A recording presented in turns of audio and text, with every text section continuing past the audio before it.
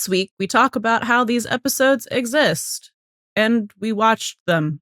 How the Bobby death of it all affects the characters and us, on screen and off. And what worked for us and what didn't. Spoiler alert, the latter is longer. Have you ever watched something that completely rewired your brain chemistry? A procedural network drama might not be your usual pick, but it's ours.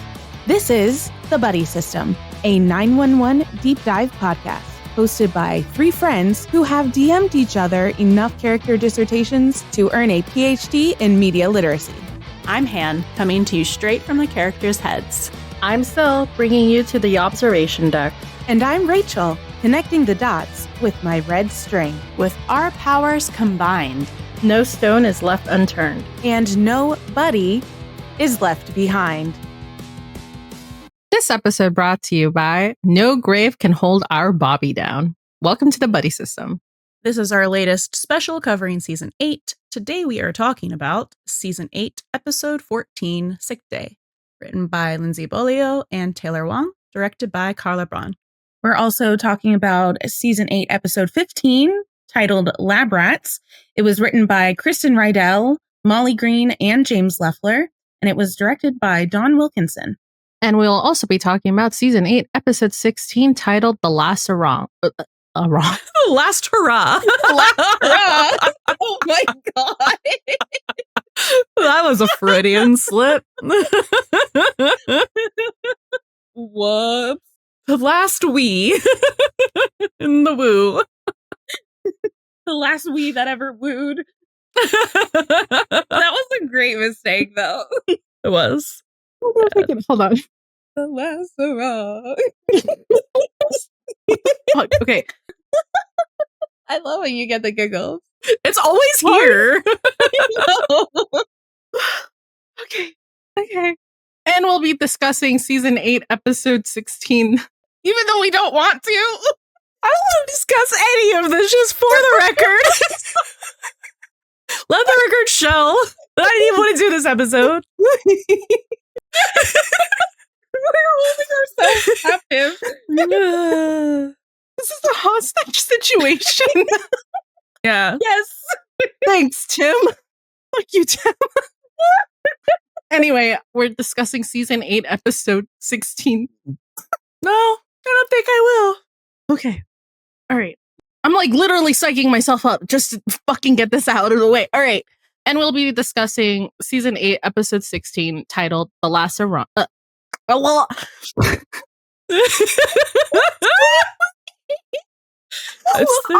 There's nothing wrong with you. There's a lot wrong with this situation. What does Hen say? She's like, everything's wrong with this. It's wrong. This really is cursed. Truly. I told you.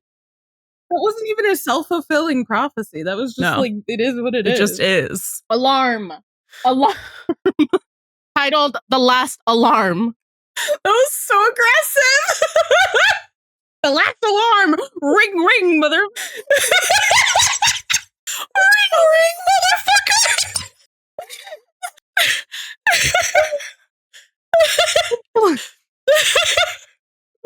This is what we do. We're sad, so we're gonna be silly. If the show won't be silly goofy, we will.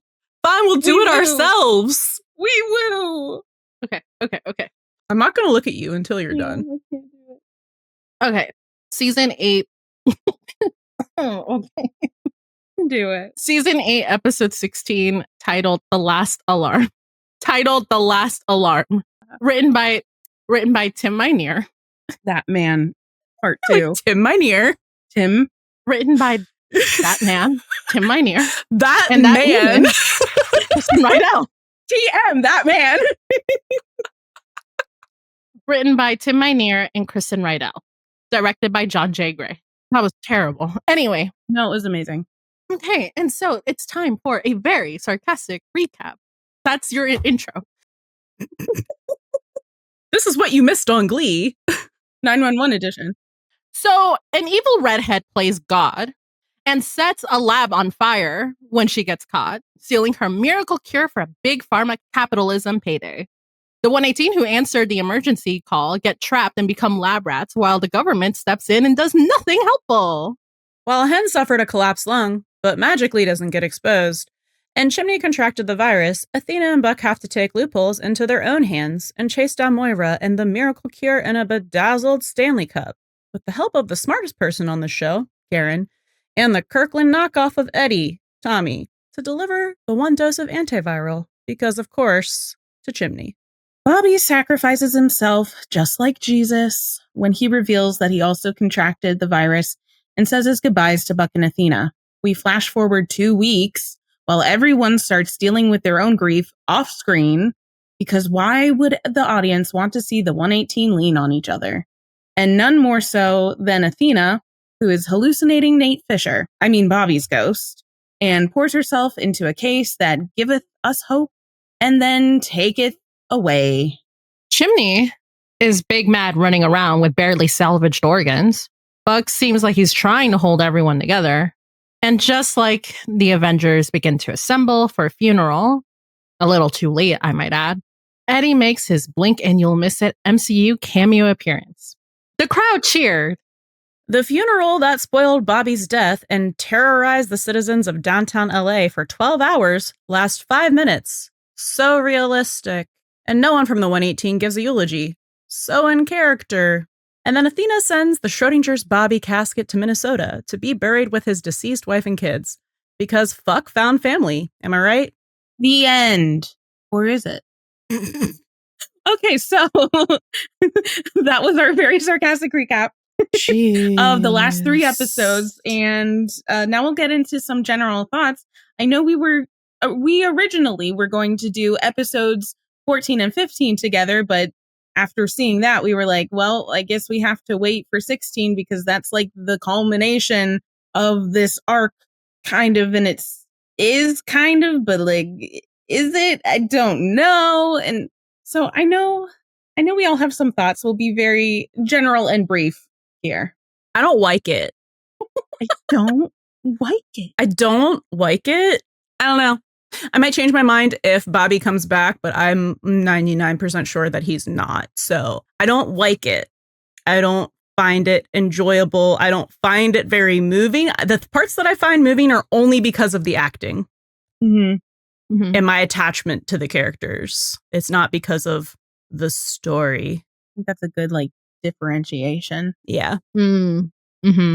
Right. I avoid it. I don't like it. No. Well, yeah, I don't like it. I don't like that Bobby is dead. I honestly have been operating for the past, I guess, month, right? Because we're going to include the 12 hours or so. The poor people of LA. I mean, honestly. Yes. Almost month, 5 weeks. For what? We'll get into that. Anyway, yeah, so I've been operating on the hope of getting this fake out because there's no way that this fucking shit was real, considering that this was not a closed set. And she just said, there's no way that they're all this fucking dumb, right? Oh, I think she did. Yeah. Look at her face. She's just like, no. If Sil says that, she means it. Yeah, no, I know. So anyway, yeah, so literally, I mean, I was operating with there's no way. And I had avoided rewatching these episodes since 8:14 released, 8:15 released, and 8:16. Well, 8:16, I had to watch it, obviously. I avoided rewatching 14 and 15 because I was like, why am I going to do that? And I rewatched it in preparation for this, right? And I'm closed. No. I've closed on Bobby Alive maxing, at least 90% closed. Because if Bobby shows up in my screen at 8:58 p.m. on May 15th, it is May 15th, right? Yeah, on May 15th, then we're so open for business, obviously. But right now, I'm closing. And yeah, I don't. But overall, as far as the arc, I mean, I was just explaining earlier how if these were characters, I'm going to talk about the episodes specifically, like the Contagion arc. If these were characters that I did not care about, and I was just randomly going to the movie theater to watch a fucking movie, like a sci-fi thriller, whatever movie Of these 3 episodes. of these 3 episodes. As a movie. I mean, I guess it could be considered a good movie. Maybe, probably. I don't know. But it's like I'm not attached to, if I was not attached to these characters, but I am. So It's also I don't not know. a movie. Yeah. And it's also not a movie. But I'm saying, Exactly. but my point being, I get what you're Yes. saying.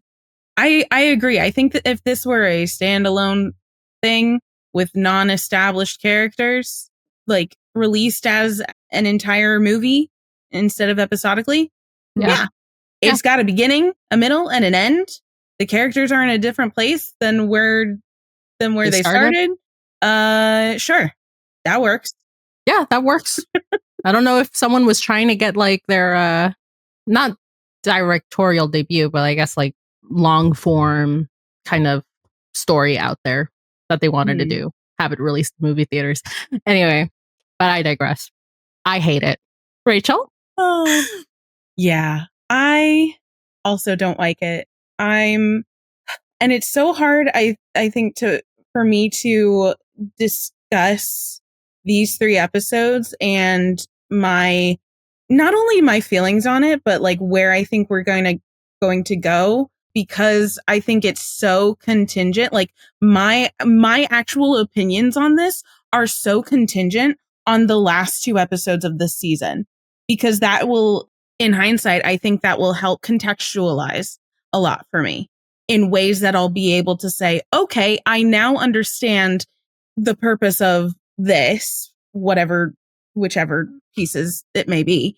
So I can understand the logic of how you started at point A and got to point B. I don't know where point B is. So I'm just kind of like looking at it as these 3 episodes. I have to, like, in our analysis of it, I'm going to be looking at it through a lens of like, Bobby is dead. I don't actually believe that.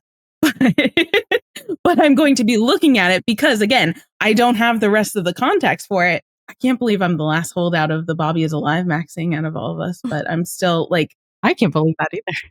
I'm still there. I'm just mostly like kind of frustrated, aggravated, and a little numb to the whole Contagion arc.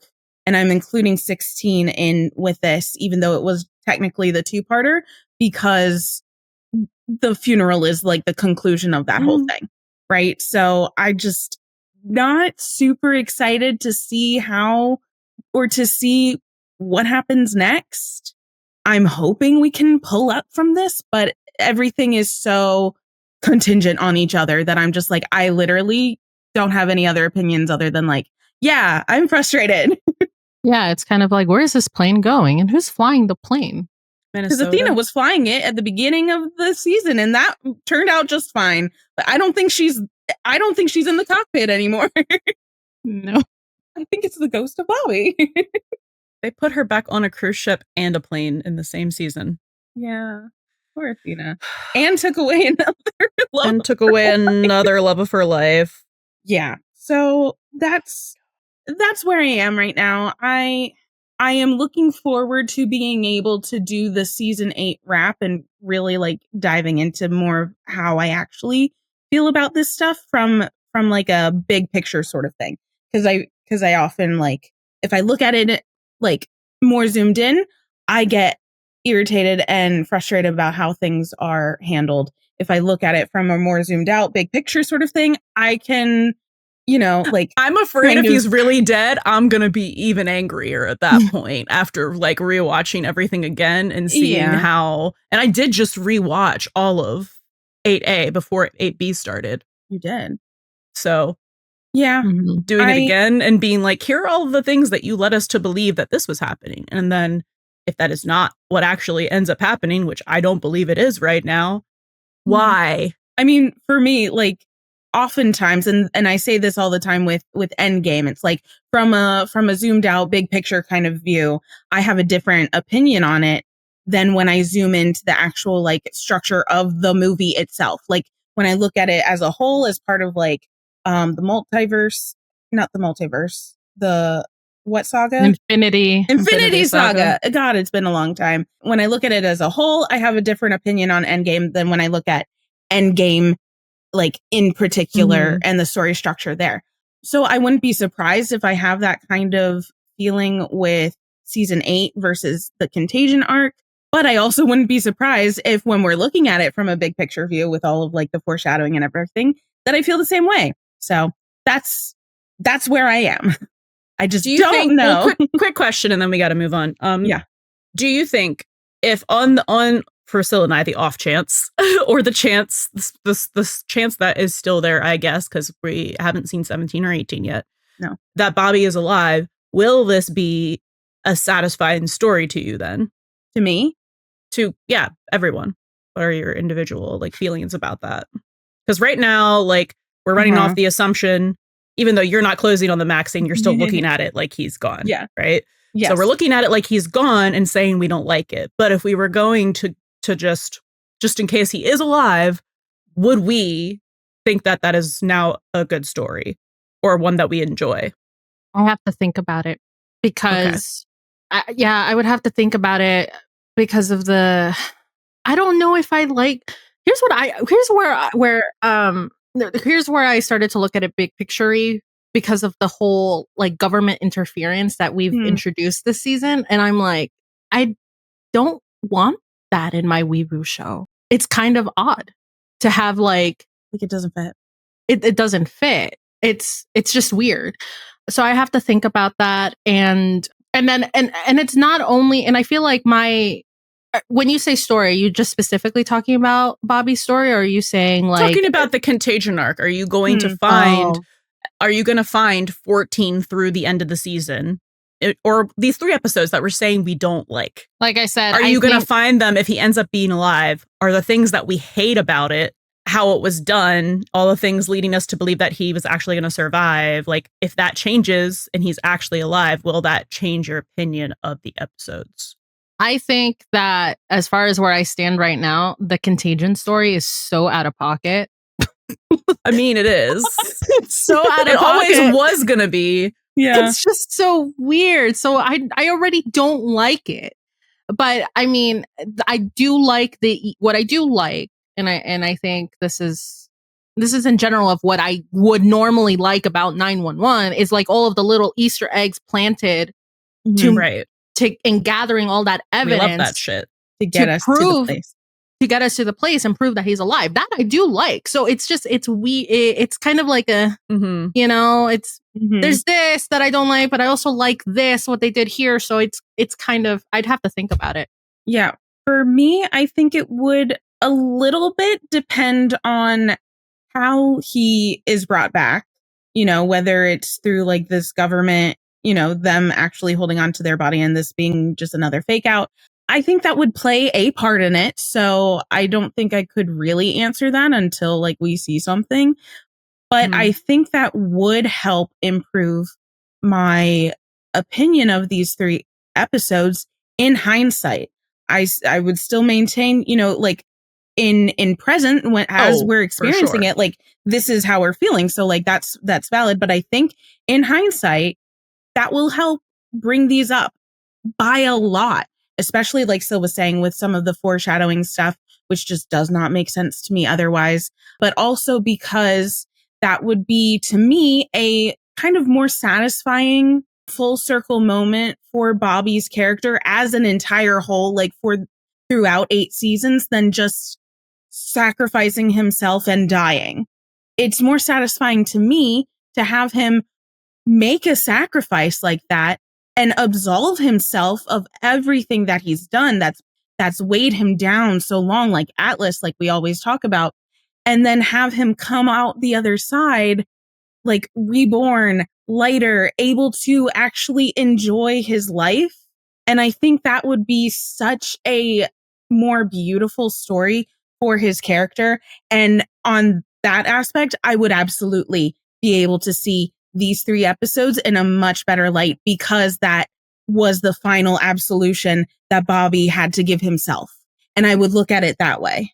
Yeah. Everything else, I'm just like, if he's dead, like I have to look at all of these through a very removed critical lens. And I don't like doing that. I don't like removing the emotion from it too much, because otherwise I will get like worked up. So that's kind of what I would think. What about for you, Han? I don't know.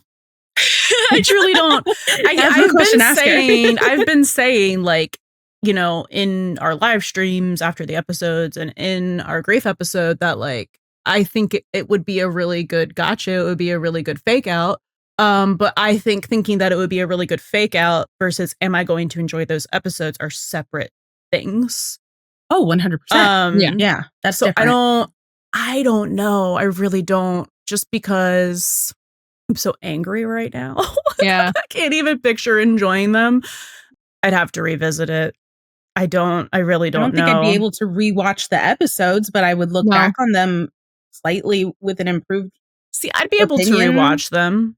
I would actually want to rewatch them and be like, can I now experience emotion about this? Because that isn't just anger. Yeah. So I don't know. I guess ask me if he is alive, if my opinion changes. Yeah, we'll have to come back to this question like in the season wrap or 818, whatever. Or I guess we'll have to come back to it and see if our opinion changes at all with what happens in the next 2 episodes. But for me, 16 made how I felt about 14 and 15 worse. Worse, much worse. If he's actually dead. Yeah. Did not enjoy how that was handled. But anyway. Enough of that. There are some themes. Oh, where? Oh, yeah.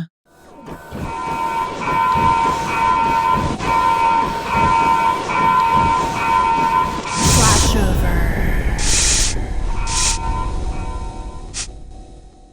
Go ahead, Rachel. You're on the clock. Okay.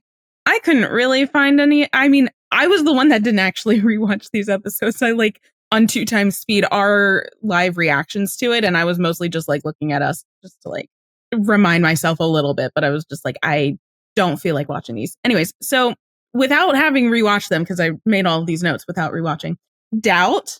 These might be more themes for me. I don't know. Like themes of Rachel while watching the show. Doubt, because there's the whole, I mean, obviously in 814, it's like Buck's line, doubt will eat at you like a virus. Right. But like the doubt in yourself. Doubt in yourself, doubt in, you know, everything, doubt in the show. It's fine. Mostly, I think like doubt in yourself. Then there's kind of like this theme we kept seeing about retreating.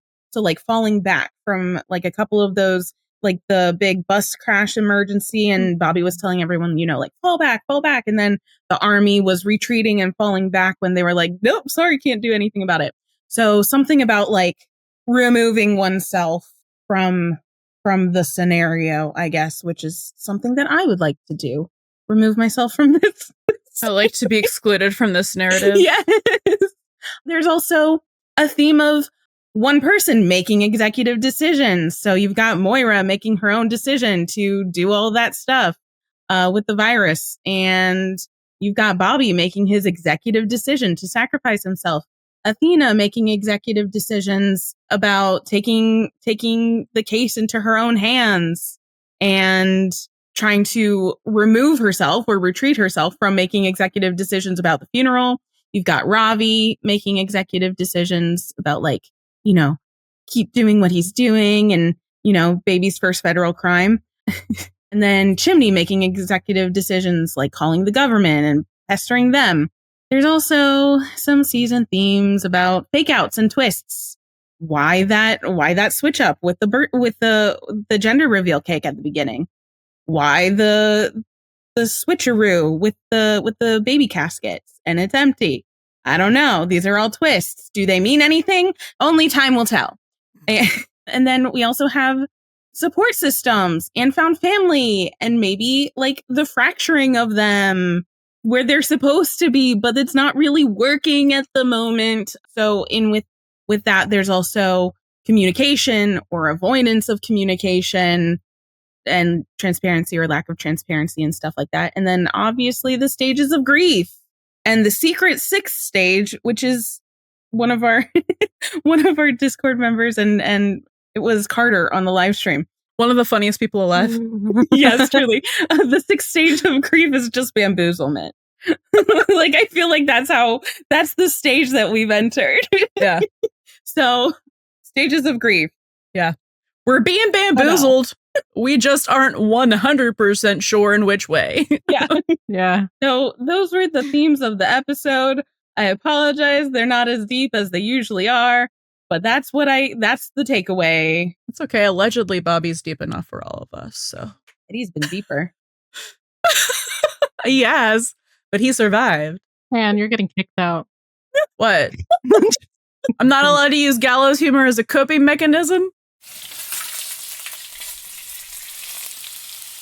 Who's cooking? You guys want to hear about, like, character arcs, I fucking guess? They exist? I guess. On screen, some of them. Yeah. Anyway, let's talk about Karen. Let's talk with the smartest person in the room. The rocket scientist. Mm-hmm.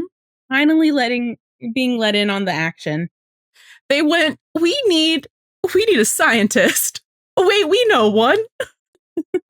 We've got one of those. Tell us how your brains work. Translate this for us. Literal rocket scientist. Yeah. Brains. Like, hello. Yeah. She was great. I love that they brought her into their schemes, you know, and let's be real. Karen is the best getaway car driver that anybody could want. Like, it makes total sense. She's perfect for that. I think she's also who I would choose to be my getaway driver.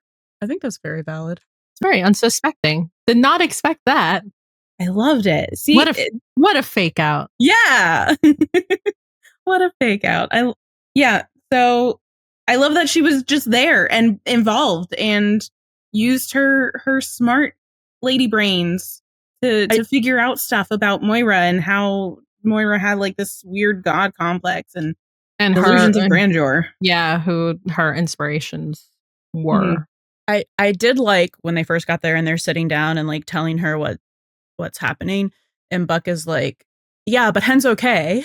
She, literal rocket scientist Karen is like, she's locked in a tier 4 lab with a novel virus and no cure. That doesn't sound okay. Like, I love you, Buck, but she's a rocket scientist.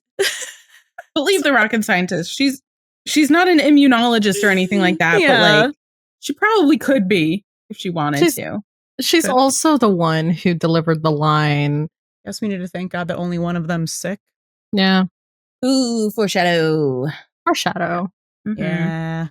Yeah, well, that was pretty obvious. So like that's basically like the role that she has in 14 and 15, but then in 16 we get a brief moment where we see her as Hen's emotional support, which I do always love to see. I love to see how Hen and Karen lean on each other. Mm-hmm. Like, I know the waters are rocky with them occasionally, but when they're good, they're so good, and they have like fantastic communication about stuff like that.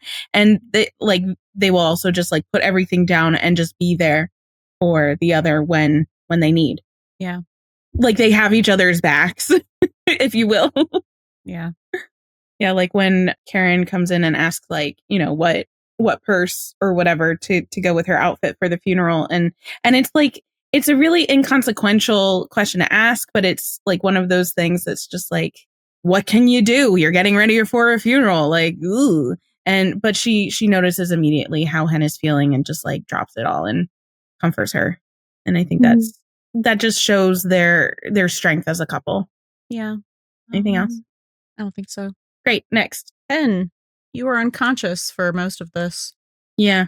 Like an episode and a half. Yeah. When we said that Hen hadn't had an NDE yet, this is not what we meant. This is not like what we meant. We didn't mean for her to be just like unconscious during the whole thing. We like NDEs where there's like character growth. You can't really have character growth when you're unconscious. Unconscious, yeah. Yeah, like forwarding their plots forward. And I don't think it forwarded anyone else's forward either. It was just an obstacle. Mm-hmm. In a giant room of obstacles. Yeah. It was like their escape room. Yeah. Bro, I don't even know. How don't even know what to say about her in this. She's just unconscious and then she's sad. Yeah. When she is conscious, she, like Karen, is using her big brain, her Dr. Wilson brain, with teaming up with Maddie over the phone at dispatch to help save Chimney. So like, I love that team up between Hen and Maddie, because you have the almost doctor and the nurse, and especially to like emphasize how close the Wilsons and the Hans have gotten. I think that was just like another great moment for how both of their nuclear families have kind of like blended into each other in like one bigger like family, like subsection of the 118 family. Yeah. So I did like that. I love when our characters are smart. Yeah. And then, but that was kind of it for 14 and 15. Because again, she was unconscious for like an episode and a half. But we don't get that much in 16 either. She's just... No. I mean, I think she's dealing with grief the way I think most people would imagine dealing with grief, which is you're sad, you have bouts of crying, but you are kind of like, it's been 2 weeks. Most people aren't like also gravely injured when they're dealing with grief. But so she had to be like, focusing on both grieving and her recovery. And that's like a double whammy. But I know a lot of people at a certain point are like, okay, I need to go back to work now, or I need to get back to usual things. So I need a distraction to like not always be thinking about this. So I think she's like the best example of like how to process healthfully, probably, that we're seeing. Yeah. I feel like she's the most pragmatic one out of all of them. Yeah. Oh, yeah. I mean, almost always. Generally. Yeah. But she does like, one of the reasons that she wants to get back to work is because the boys are coming back to work today. So she has to be with them. And I love that, because it shows like that camaraderie between them, and how she wants to be there for them too. It's a shame that we don't really get to see it. All of them like grieving together. I mean, I know Tim said that there's going to be a lot of like fracturedness between the 118, but and I'm hoping we'll get to see that in the next 2 episodes. So like, I'm willing to pass judgment on that. But yeah, she wants to be there to support Chimney and Ravi and Buck, who are also coming back. And I think it really does show that like when someone like Hen has a good support system with Karen, Hen is also then able to be a good support system for others. So like the boys, but also Athena, when Athena breaks down eventually, and Hen is there as well. So it's like a pay it forward sort of thing, but we don't really see anything else. Yeah. All right, let's get into Ravi. We love Ravi so much. Who had the most character development in this arc. Yeah, which like, it does show that you can do a lot with a little. Right? Because, at the beginning of 14, after the bus crash and call and everything, and he almost missed he did miss the little baby. Dude, that's the second baby in 3 episodes that was there, that was not there, but there. Sorry, just occurred to me. Wait, recount the 3 real things that'll drive you crazy. No, just in 3 episodes. Just 2 in 3 episodes. 2 in 3 episodes. So it was like he didn't think there was a baby in the car. Okay. But then there was a baby in the car. And it's the opposite. You thought there was a baby in the casket, but there wasn't a baby in the casket. Oh. All of these fake outs. Yeah. Yeah. Anyways, so he's really beating himself up for missing that. And if it wasn't for Bobby, it would have been a much worse outcome. So he's doubting and he's blaming himself, and he wants to quit, and like his confidence and sense of purpose are so knocked down. And I feel like we did see this before with him when he like went over and spent some time back at the academy and everything like that. And I think it shows like how he's still so green to firefighting, and he's still trying to like navigate things. But by what was it, 14 or 15, when he commits baby's first federal crime, and goes against. That was 14. 14. Yeah, when he goes against direct orders from the army guy. Yeah. And, Bobby was going to go do the thing and check on the antiviral for him. And Ravi was just like, no, I'm going to do it. I'm here. So it's that gaining of confidence for him again. And that was really sweet. Like a way to put himself forward. I think he was trying to redeem himself, yes. to be honest with you. I don't think we're done seeing Ravi crash out because we didn't really get to see Ravi's grief at all. And if they choose to show that, which I fucking hope we do, I think it's going to be even worse because they set that up with, well, if you think about it, I almost got him killed too, Bobby. Yeah. And then if he looks back on this, which I'm sure they all are looking back at the entire call and being like, what could I have done? The reason that they weren't all out of the lab was because he was still looking for Moira because he didn't want to leave someone behind. Because he was trying to redeem himself. Yeah. Yes. For that too. So I think if they do it right, we should be seeing a much larger Ravi crash out from this. Yeah. So by the end of 14, it seemed like there was some forward movement for that as well. But I think the events of 15 just brought him right back kind of to where he was. And especially we see that kind of he's not very sure-footed again. And he's looking to others for that guidance, someone to lean on. So he's kind of leaning on Buck. He's leaning on Eddie. He asks Eddie about how have you been through something like a funeral like this with all this pomp and circumstance? Because, Eddie has been in the army. Eddie has a silver star. So he's really looking for, I think, that new North Star to guide him a little bit, someone to look up to and help him through this. But he also has to be able to lean on himself in that way, have confidence in himself, which will take a while to rebuild. Okay, let's talk about Chimney and Encephalitis Part 2, Electric Boogaloo, this time with more organ failure. Oh my God. Tim, can you leave this man alone? I understand being obsessed with Kenny Choi, but fair. Holy shit. Can you stop making him sick? Or his character sick? Can we just give him some emotional trauma? Well, well, they're doing that too. We're doing that. But okay, I'm talking about next season. Can we not give him an NDE? You get emotional trauma by the other people that you care about getting hurt. Yes. Yeah. Can we just have a moratorium on physical dangers being put upon Chimney? Because they start this episode or when they're in the lab, when they're in the vents again, and Buck's hey, it's just last time you were in a vent, you contracted encephalitis. And it's why would you bring that up? First of all, that's terrible. That's cursed. That's so cursed. And you're just I know it's foreshadowing, but it just seems too easy. It's well, obviously it's gonna happen.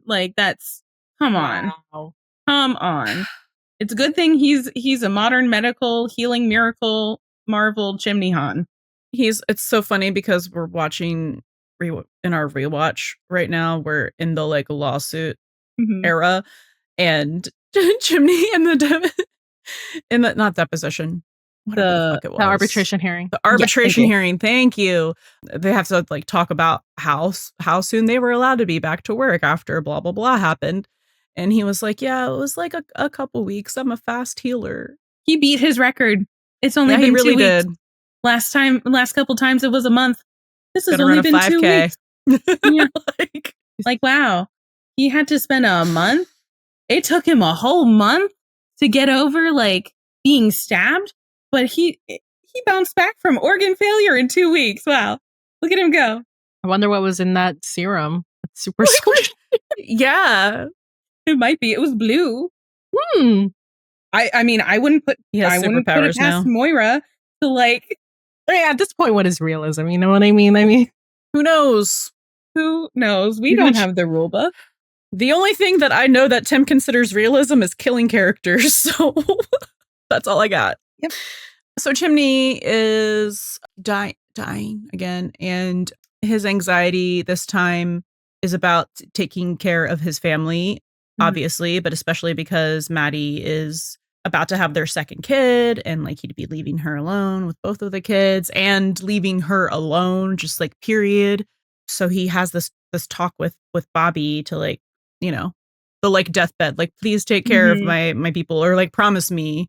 Yeah, like the brothers in arms in war, like take care of my girl when I'm gone, you know? Yeah. Like, Yeah. But we do learn that he does have some anxiety about just like being a father to a son because of his own issues with his father, who's a piece of work. Understatement. Yeah. Yeah. And he has this like really lovely conversation with Bobby about that, but it's also like heartbreaking because he brings up like Bobby's kids and just, that's when I lost it. Yeah. The first time. So everything else happens. Chimney gets saved by everyone's efforts. Hen and Maddie and Athena and Buck and, you know, everyone he gets the antiviral, the one dose of the antiviral. And I don't think he's able to like immediately. He can't even just like, thank God I'm alive. No, it's like, I'm alive. Boom. Bobby's dead. Yeah. Like, so him being angry makes a lot of sense to me because I was putting myself in that situation. And I was like, Bobby handled it badly. I understand him not wanting to tell them like when he realized it, but he should have told them after he gave Chimney the shot. He should have told them and had goodbyes with everyone because he was literally about to let all of them go and not have goodbyes with any of them. And that's not fair to them. No. He probably thought he was making it easier for them. I don't know. Which he's not. It's so, but he should know that that's not true. As someone who's experienced like unfathomable loss, like you would think. Because he wouldn't have even gotten to say goodbye to Buck or Athena if Buck noticed that he wasn't right behind him. So, yeah, I would be angry too. And I don't think he's angry because he gave him the cure and didn't give him a choice, because I think he knows that like that would have been the outcome no matter what. Bobby would have always talked him into it. Prioritized his family, his team. Yeah. So like, I do think Chimney is angry at him for not telling. Yeah. Not giving him a chance to say goodbye. Not giving him a chance to say goodbye, but also for not giving them the opportunity to find a different way. Yes, which Chimney says when he's up on the rooftop of the station and Buck finds him, because Chimney says there's always a third way. And Bobby told them that, like, Bobby taught them that, but they have to work as a team and put all of their like brain power together in order to find that third way. And because they were so fractured from like just physical space, but also like, you know, some of them were unconscious, some of them were recovering from organ failure. Like there wasn't an option for them to be able to like put their minds to it and figure out like a different solution. And that's probably like one of the other hardest parts too, because Chimney, he said that he thought about it and he couldn't think of anything. Yeah. So I see what you're saying, and I agree that he thinks that maybe if they all work together, they maybe could have thought of something. But I really think it's because, well, we don't know if he got to say goodbye to his mom, but we know that he did not get to say goodbye to Kevin. Right. So it's just another person taken away from him. Yeah, it's the not being able to say goodbye and the fact that Bobby knew that and took that away from him. I think that's why he's angry. And I think also a little bit it might be about Bobby like not having trust or Chimney thinking that Bobby didn't trust him enough with that information. A little bit. Not. Well, what Bobby does, which is also something that I've paralleled him doing with like, or that Eddie does actually, is the whole like taking that choice away without consulting someone. And I mean that line is actually said by Athena. Yeah, it's the executive decision. Yeah. So, I mean, I would be angry too. I would be angry because you just did not give me an alternative way to even like be able to process anything. Yeah, that's it. So, yeah, so I think Chimney is completely valid in his anger, and it does make me sad that he's trying to kind of like run away from his thoughts and just like running, but also like running away from Maddie even after everything that they've been through just this season and the emphasis that they've had on like this transparency of communication and how they're feeling like it can be Maddie's turn for her to support Chimney, like how Karen is supporting Hen, how Chimney has supported Maddie, but like Chimney is kind of not giving her the option or the opportunity to do that either. Yeah, Chimney has become the bolter. A little bit. It's kind of like that. There's a bit of a role. There's a little bit of a role reversal here. Yeah. I think we keep seeing that too. I also think this is obviously this is all trauma, but I think it's specifically a trauma response of the survivor's guilt that he has. Mm-hmm. And I think other than Bobby, he has the worst survivor's guilt. Yeah. Well, Bobby's dead now, allegedly. So he has the worst survivor's guilt of anyone. So, yeah. Hooray. I hope we start to see him move forward as we start to see other people's grief more, because it's going to be too much for me. Yeah. But yeah, I get the anger. The drinking, I didn't like that. No. And I don't say things are out of character like ever on this podcast. That felt out of character to me. It was a little out of left field. Like we don't really even see him drinking. No. Like not even really beers, like maybe a glass of wine. Yeah, like maybe, but I don't know. Have we ever even seen him drunk before? Karaoke? Didn't they have a party, like Were a birthday or something? I don't know.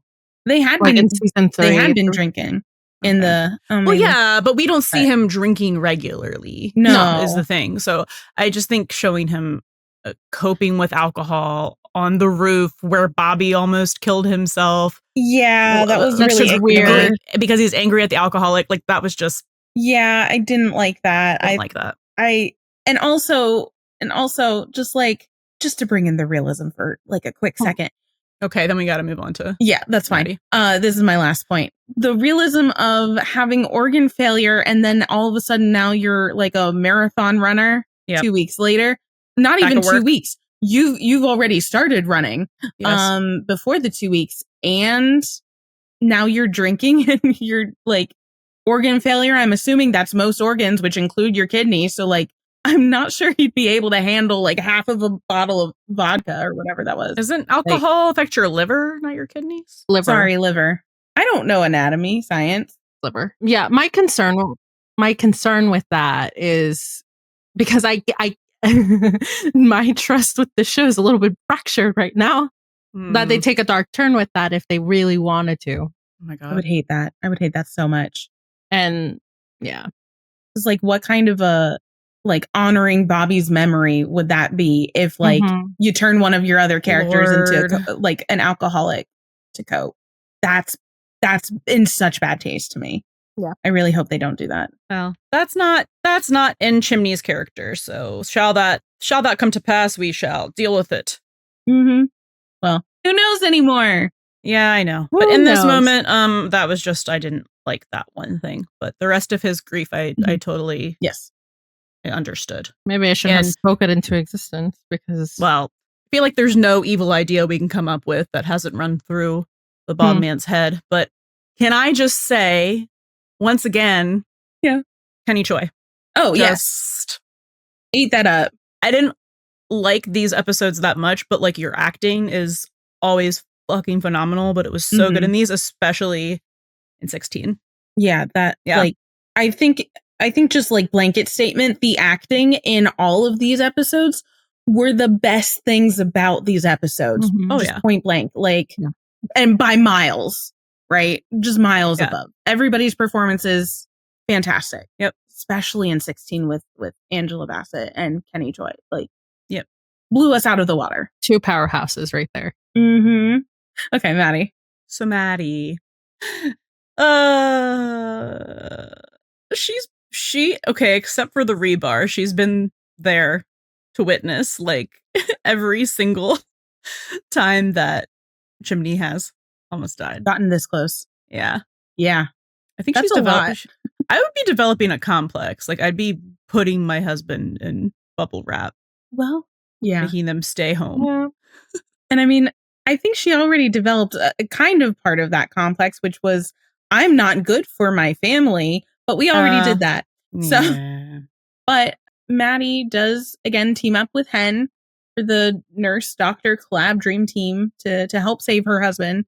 But also, how many times does she have to save her husband? Yeah. It's like, it's been a few times too many. Anyway, she is super pregnant. I don't know what the timeline is, but she looks like she's ready to pop. Pregger's like, whoa.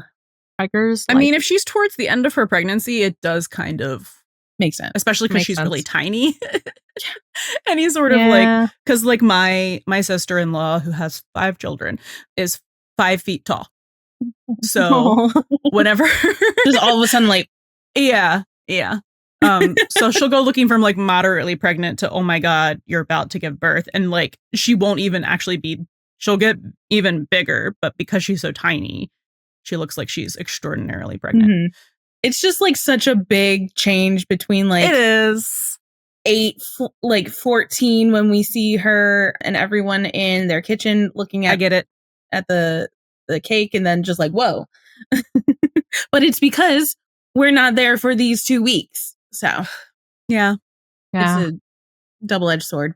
I think Maddie might have, I mean, other than, the people closest to Bobby, I think she kind of had it the worst during this thing because it's her brother, it's her husband, it's her like pseudo sister. And she's just on the phone and can't do much the entire time. Yeah. Mm-hmm.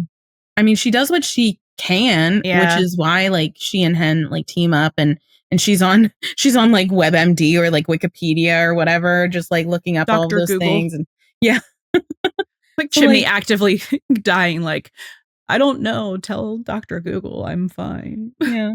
So it's like all of the things about being a dispatch operator where you're only there in such a certain capacity and not able to actually help, but also like that's got to be how everybody on the outside of the lab was feeling too, like Buck and Athena, right? Because they were essentially like in that same kind of position where they couldn't do anything, so they're going to find the way for them to be like active and supportive, and that was how Maddie could do it, by staying on the phone with them and like consoling them and helping where she can and like literally doing her job, but also it's worse because it's your family.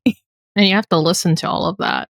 Yeah. Because she can't even like see what's happening. So she could just imagine the horrors. Maybe it's not as bad, but it's just, it takes a toll just having to just be there only by listening. Mm-hmm.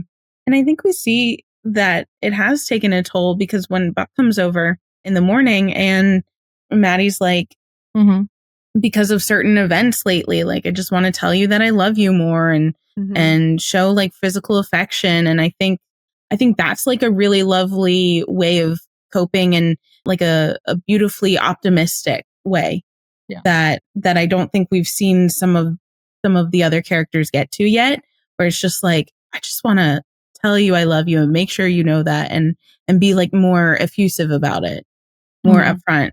So like that's a positive thing, but it's one of those things that happens when you're reminded of your mortality and how short your time is with everyone.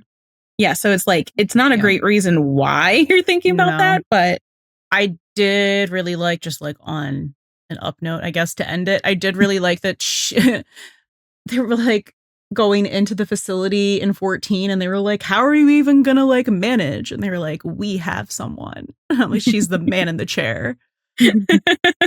She is. She's our super hacker. Yes. Her skills.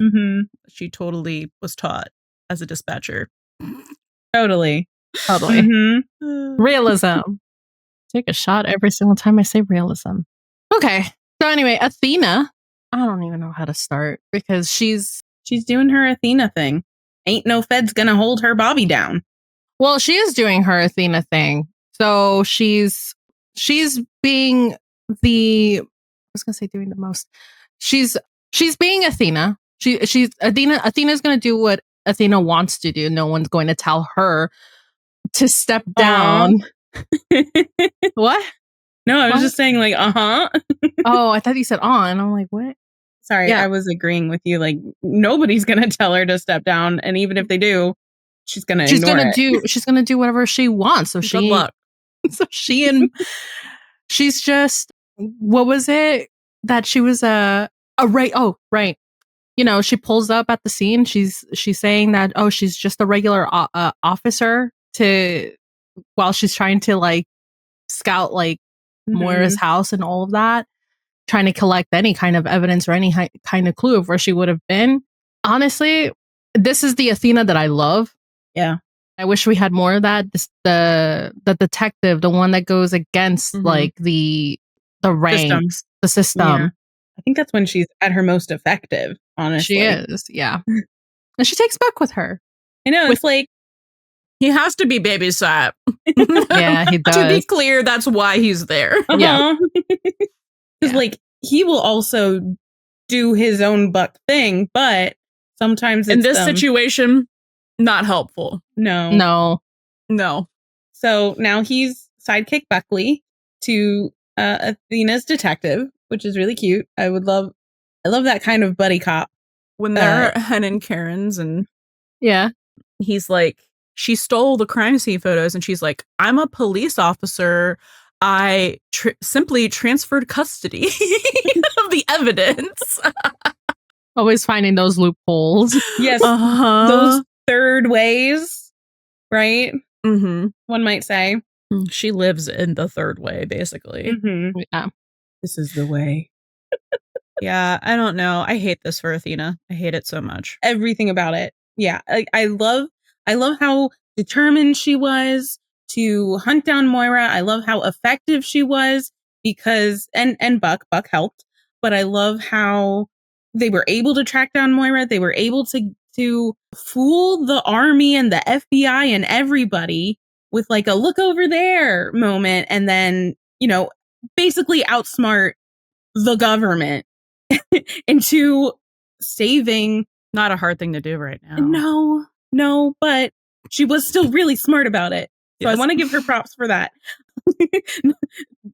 Government intelligence notwithstanding.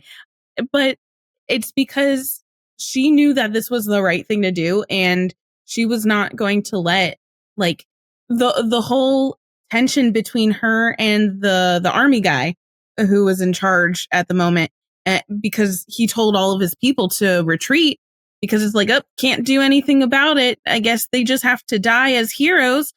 And you tell Athena Grant that, and you think that she's going to leave it lying down? Absolutely not. So like, also because it's just like, it's so not right, however you slice it, and like inhumane. So she does the right thing. She outsmarts the government. She succeeds in her mission. And then all of this. And yeah. Before we get into all of this, I just really love the scene where Bobby is telling her to go. And you're just like, and you can just tell like how they're understanding each other, or they're understanding what they're actually saying as opposed to the words that are actually coming out of their mouths. Yeah. So she like, it's like giving the permission because I know it's kind of like, I know what you're going to do. And she's like, yeah, I'm going to do that. So love that scene. Wait, when Bobby, he's like, you need to go. You need to go. Yeah. Because he's like, you need to go and let them do their jobs. They're going to find her soon. Which is like, find her before them, basically, is what that was. And Buck just was not getting it. When we first watched it, I was like, what is so I was Buck in that situation because I was like not quite understanding what the fuck was happening. But no, it was absolutely like the Bobby to Athena like telecommunication sort of situation because they just understand each other so well. And I think one of the other things that we always love is when Athena and Bobby team up and do their little like detective thing together as well, because they are so effective and they work so well together because they are just like equal partners in so much. And that's his little like wink wink nudge nudge, like, no, you can't do that, not at all, like, you're too close to it. You're too close to me. You need to go close to the thing that we need. Go do that. Yeah, I love that. It's very married behavior. Because he knows Athena and he knows what she's going to do. That was the last bit of Athena joy that we got. Sorry. So, no, I mean, I was just trying to think of the last time that her and Bobby did like a detective thing together. It made myself sad. Yeah. Treasure hunt? No, I think there's another one. There's another one that I can't remember off the top of my head at the moment. I know there's more. Do we count the cruise ship? I'm sure counting because they figured out like that whole thing. Yeah, I would count that. I just love when they get to team up with each other and like use each other's brains. Again, smart characters. That's her partner. Mm-hmm. So all of the joy gets sucked out of the room really, really quickly because, you know, Buck calls Athena down and they have a final goodbye. And that whole speech between Bobby and Athena's just like refusing to accept it, refusing to accept what he wants because he tells her to go. Yeah. Mm-hmm. And she's just like, no, I'm going to spend as much time with you together as we have, because that's what she loves him. And that's their relationship, that they're just going to, I think that is so like emblematic of their relationship, where it's like all of the time that they have together, they're going to take advantage of, they're going to make the most of it. Yeah. Because they both had previous marriages. They both had lived a very experiential life. Like they've just been through a lot, both of them. But one of the joys of them finding each other is just being able to spend that time together. Mm-hmm. Spend the rest of their lives together. I think they both, and we thought it would be longer than that. But yeah, so they have like this final moment of connection where we see like, you know, like the Wrath of Khan moment between the glass. And just like, I know in one of the interviews that I was about to say Angela gave after 15, she was talking about how it was really difficult because they were so like sequestered, not only like from the other side of the glass, but because of those big like suits, that you could really only connect through the eyes. But that kind of made it like all the more powerful for that. And I think just like another just fantastic acting between both Peter Grauza and Angela Bassett to be able to connect in that way, like so viscerally, just through the eyes, because everything else is so obscured, like of the face. Like I think we all really felt that. So that was like that was very well done on their part. I want to be clear, just the acting, not the fact that they had to do it. Not the fact that they had to do it, but like I want to be clear. The writing, fuck that. The acting, phenomenal. The acting was phenomenal. Yeah. We expect nothing less, but yet they continue to blow our expectations out of the water. Like, it's just like, oh my God, every time. So yeah. And then in episode 16, we see Athena is very much embodying the denial stage of grief. And apparently has been for 2 weeks. More on that later. Because she's avoiding the funeral arrangements. She's avoiding figuring out where they're going to lay Bobby to rest. She's plunging herself into this case to work because, and I think for like a couple of reasons. One, it's because one of the reasons is because, you know, the guy was asking for Bobby. So the case was connected to Bobby. So Athena could feel connected to Bobby. So I think that was one reason. The second reason is, you know, what the case was about, which was the lack of acceptance of something like that. And I think she really identified with the mother, Leah, for like not wanting to accept the fate of her child and feeling so strongly in the opposite way. Yeah. And I guess the rest of that case was supposed to be about like learning to move on. But I don't think that's actually what it, like it may have been written to do that. I don't think it did that. But that's not an Athena thing. That's a writing thing. I have lots of feelings about that. Oh yeah. So as she's pouring herself into this case and doing her best, like Detective Athena thing with her red string wall of crazy, as Hen says it, which is again us seeing Athena be her most effective is when she's on the case, when she's being a detective Athena. And I really loved being able to see her process for that, because I think we said this while we were watching. We don't really get to see her like process stuff like visually on a wall, on a board sort of thing, and kind of like follow her thoughts in that way, which I really loved. I thought it was cool. Yeah, and I really wish that they would like show us, I guess, a little bit more. I don't know. The difference between what we saw in 810 and what we saw here is pretty I think, an improvement. Yeah. I don't know how I want to say this, but yeah, I guess an improvement, because like she was able to figure out and piece things together, but it is unfortunately also sad because she's using it as a distraction from the fact that Bobby's dead, and from thinking about it, and from processing, and from going through the funeral arrangements, because like it's also revealed earlier in the episode that Chimney pestered the federal government or whoever, that Chimney pestered them to for them to release Bobby's remains. Like expediting it. Yeah. Yeah. Because it's been 2 weeks. Expediting. How much longer would they have held on to it if like Athena didn't bother them and they were just like, no. I don't know. And it almost feels like she wasn't going to do anything about it. Mm-hmm. She was just waiting for them to call her. Mm-hmm. Mm. Which again is like that avoidance, just kind of like, it's out of my hands. Yeah. Right? Yeah. But we see her, like as she's looking at her wall for this case, we see Bobby as a force ghost, basically. which I take as like, you know, her kind of a visual projection of her thought process and her internal monologue, basically, as exemplified in like a Bobby form, right? Like, well, do you not ever hear your loved one in your head? Like you don't, not their actual voice, but like you don't ever do something that's maybe dumb or something they've witnessed you do, and you hear what they would say to you in that situation.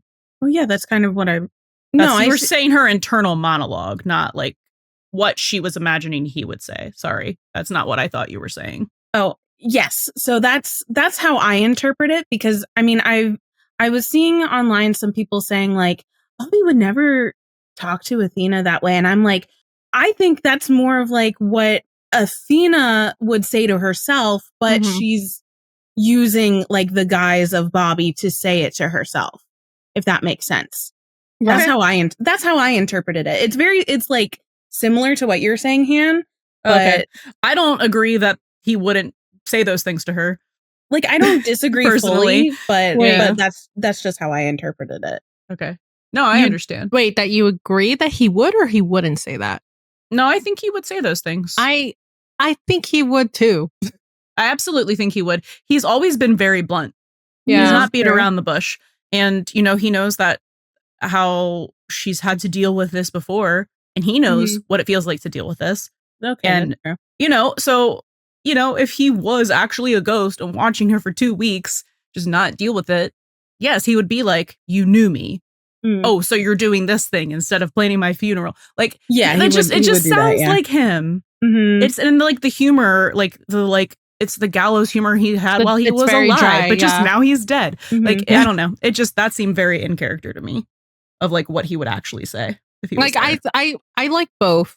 I like both that it could be that it's in character, and that it could be this is how Athena would speak to herself, or this is Athena thinking about Bobby of how he would say that to her. Right, exactly. Yeah, that's it. So it's like, it's Bobby funneled through Athena's Yes. mind. I think is what I meant. That makes sense. Thank you. Yeah. So Athena finally is able to. So when Athena was finally able to reveal to Leah, her name was Leah, right? To Leah that it was not that the DNAs matched. Leah revealed, at least this is how I interpreted, because Leah also knew Bobby, and so she says that I can see why he loved you. You're a special person. Yeah. Paraphrasing. So Leah has that flashback about Bobby and about how he also lost 2 kids. And so the way I interpret it is that she's referring back to, or she's relaying this back to Athena. And this is how Athena has the idea to bring Bobby to Minnesota. Which, yeah, I guess mixed feelings. I have mixed feelings about that because, right. So like he's being brought back to his first family, but what about his found family that won't be able to really visit him? They'd have to like pay out it's just annoying. Yeah, like I totally get where Athena was going with this. I think the idea is beautiful and it's like a full circle thing. And they had Bobby in Leah's flashback say like, I have hope and faith that I'll see them again soon. But like, I thought that was more of like in heaven. That's spiritually. Yeah. We're like, looking at each other's bones underground. Like, allegedly. Yeah. So it's like, I didn't feel like Athena would have had to take that so literally. Yeah. And I feel like that is kind of like, I get what she was doing and I get what the writing is doing with that. I get it on both a character and like a writing standpoint. I don't like it. I hate it. I think it's disrespectful to what this entire show is. And this show isn't about Bobby from Minnesota and his life in Minnesota. This show is about Bobby who made a new life for himself after Minnesota with all of these other people. Yeah. Who are still alive, by the way. There's no one alive in Minnesota to visit him. No, not They're even all his in mom the ground. Not even his mom and No, his brother who they don't live there. Travel around the country. And it's just like, maybe this is getting into like the Bobby stuff. Maybe it is, but I figured it wasn't even worth it to try and change the subject and get back into it later. So, okay, let's just like transition this into like the Bobby section, I guess. Because yeah, like one of the last things Bobby says to Athena is, I like LA was supposed to be my penance, but he started a new life here. He started a new family. And I feel like it kind of putting him in Minnesota, allegedly putting him in Minnesota, completely like negates the fact that Bobby did actually live in LA once he gave himself the opportunity, once he and Athena had their new beginnings together and grew that family and his relationships there and the family of the 118. And it just seems so disappointing then that like nobody else has easy access to him, but that's what it is. We wouldn't be able to see Buck visit Bobby's grave, like how we've seen Eddie and Christopher visit Shannon's grave. I mean, she was living in LA anyways, but like now we can't see Buck talk to Bobby unless he hops on a plane. Or God forbid Eddie, who we haven't seen any of his grief, who wasn't even there, who hasn't seen Bobby since episode 10. Yeah. And it just seems kind of strange to me that like you would put Bobby back in a place that is so full. Like there are some good memories, but the majority of them are painful at this point. Like when it comes down to it, it makes no fucking sense. Just like because of you can't tell me that all of these people don't have living wills and like where they want to be buried, that kind of thing planned out. There's no way. Like my parents didn't like work in an industry where like they had to think about that kind of stuff, but like their parents all like died younger. So they did think about that stuff and they've had they bought plots for themselves when they were like 30 years old. Like, you can't tell me that people who put their lives on the line, who have had many near-death experiences, didn't talk about this, have a living will, like anything. That's crazy to me. Second of all, are we getting a will episode? I have no idea. I doubt it now. It's going to be off screen. They would have read that before they buried him. It's going to be off screen. My second point is that a grave is not for the dead. It's for the living. Mm-hmm. So it literally makes no fucking sense. Once you're dead, you don't give a shit where you are. Your consciousness, whether you believe in like the afterlife or not, Bobby did. But he knew that like he was not going to exist there. So do you think that he would be happy with the fact that all of the people who love him that are still alive can't visit him? I think it's stupid. I think it's just weird that, I mean, not weird. I get why Athena did it. I get it. I just think it's weird that it has to come from this random woman's mouth. And she got the idea from that. And she was like, okay, Minnesota. Yeah. And can I just say, and we can cut this out if it's a little too, but like, you're going to tell me a man who was actively like suicidal for years. Oh, yeah. Did not have a plan in place, even if he didn't, which I assume he would, like once he and Athena got together, I would assume he would change it, sort of thing, like his plan. But you can't tell me that a man who was as actively suicidal as Bobby, who planned to like save 148 lives and then just like go away, did not have a plan in place already set up. It's not even the active. I mean, that is a point. It's not even that. It's the fact that he knows what it's like to plan the funeral of your spouse. So I don't believe in any fucking world that Bobby Martyr Nash is making other people plan his funeral. I feel like it's done. Absolutely, I feel like he planned it to a T. Like that is Mr. I'm planning the father my wedding of Clipboard Buck. Like that's yeah. Like the way he started planning his and Athena's wedding in season 2 before they just like went to the courthouse. Get out of here. Like, yeah, he would not want to put that on Athena. Also, just like, why would he and Athena not have had that discussion? I mean, I know they've had like some of communication issues in the past, but like that would be an important thing. Yeah. Especially when the foundation of their relationship was about spirituality and not having a promised tomorrow. Yes, they got married because they were like, tomorrow isn't promised. Okay, so like they've had the conversation. I would assume that was like one of the first things they did after they got married. Like, okay, what do you want? Okay, what do you want? Yeah. Perfect. Done. We don't have to talk about this ever again. Like, it just seems so strange to me, right? Like, anyway, so the rest of Bobby's stuff. Sorry, Sil, were you about to say anything? Nothing. I was trying to go back. Yeah. To Athena or Bobby? Bobby. Okay, yeah. All right, well, unfortunately, there's not much to talk about. Yeah. In his own death episodes. Yeah, just, hey, he sacrificed himself for his team. And I could point out, like, how he did it. You know.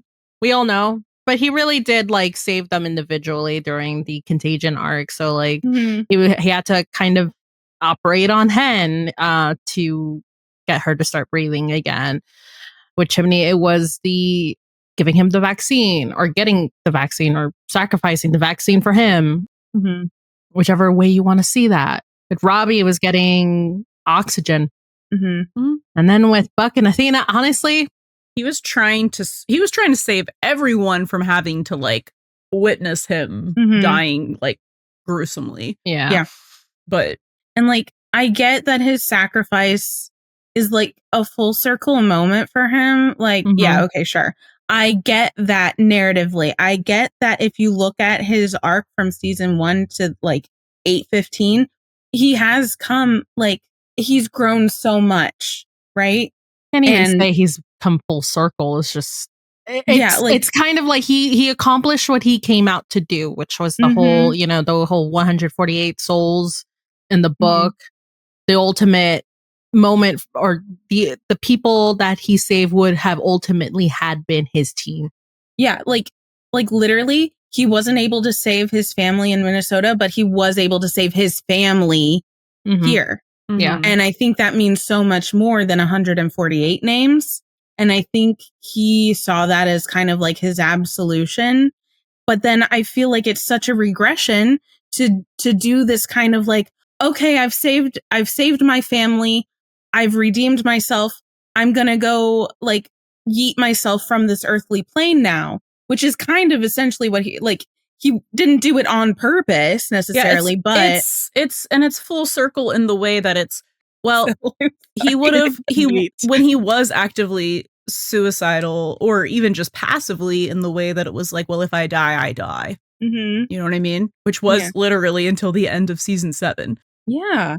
So we finally get him saying, if I could choose, I would stay with you always. He doesn't want to leave. He wants to stay, but okay, cool. Where's the redemption in that to me? Like, to me, that's just like... Anyway.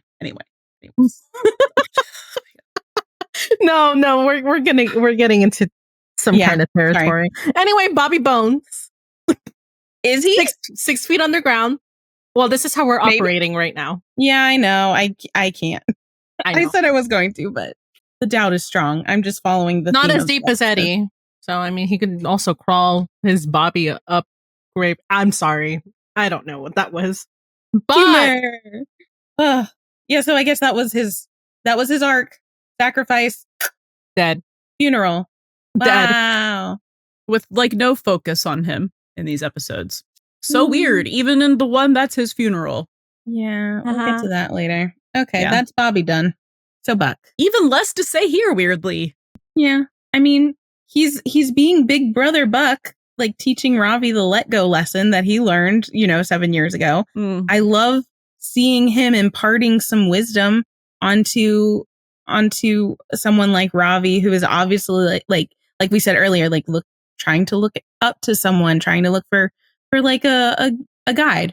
And Buck continues to be in that kind of, I keep calling it his like authoritative voice, because like when he gets cut off from everyone else in the lab and he's on the outside looking in, he's like the 118 sound off. He's like, I can't get in touch with my team, and I thought like him stepping up in that way was kind of cool, which are little crumbs for later on, I think, but like they're starting to develop that. And let's just keep it in development, though. Yeah. Again, he goes with Athena. And he goes with Athena. He calls Tommy, who... Ew. But it helps save the day because that provides the distraction. So, like, Buck is smart for doing that. Again, smart characters. And then he and Bobby have their bonding moment and goodbye. Hate that so much. I'm trying... This is, like... What character work do we really have here? Listen, this might be a hot take. This might be a hot take. I understand what Bobby was trying to do with that goodbye. Oh, yeah. It's terrible.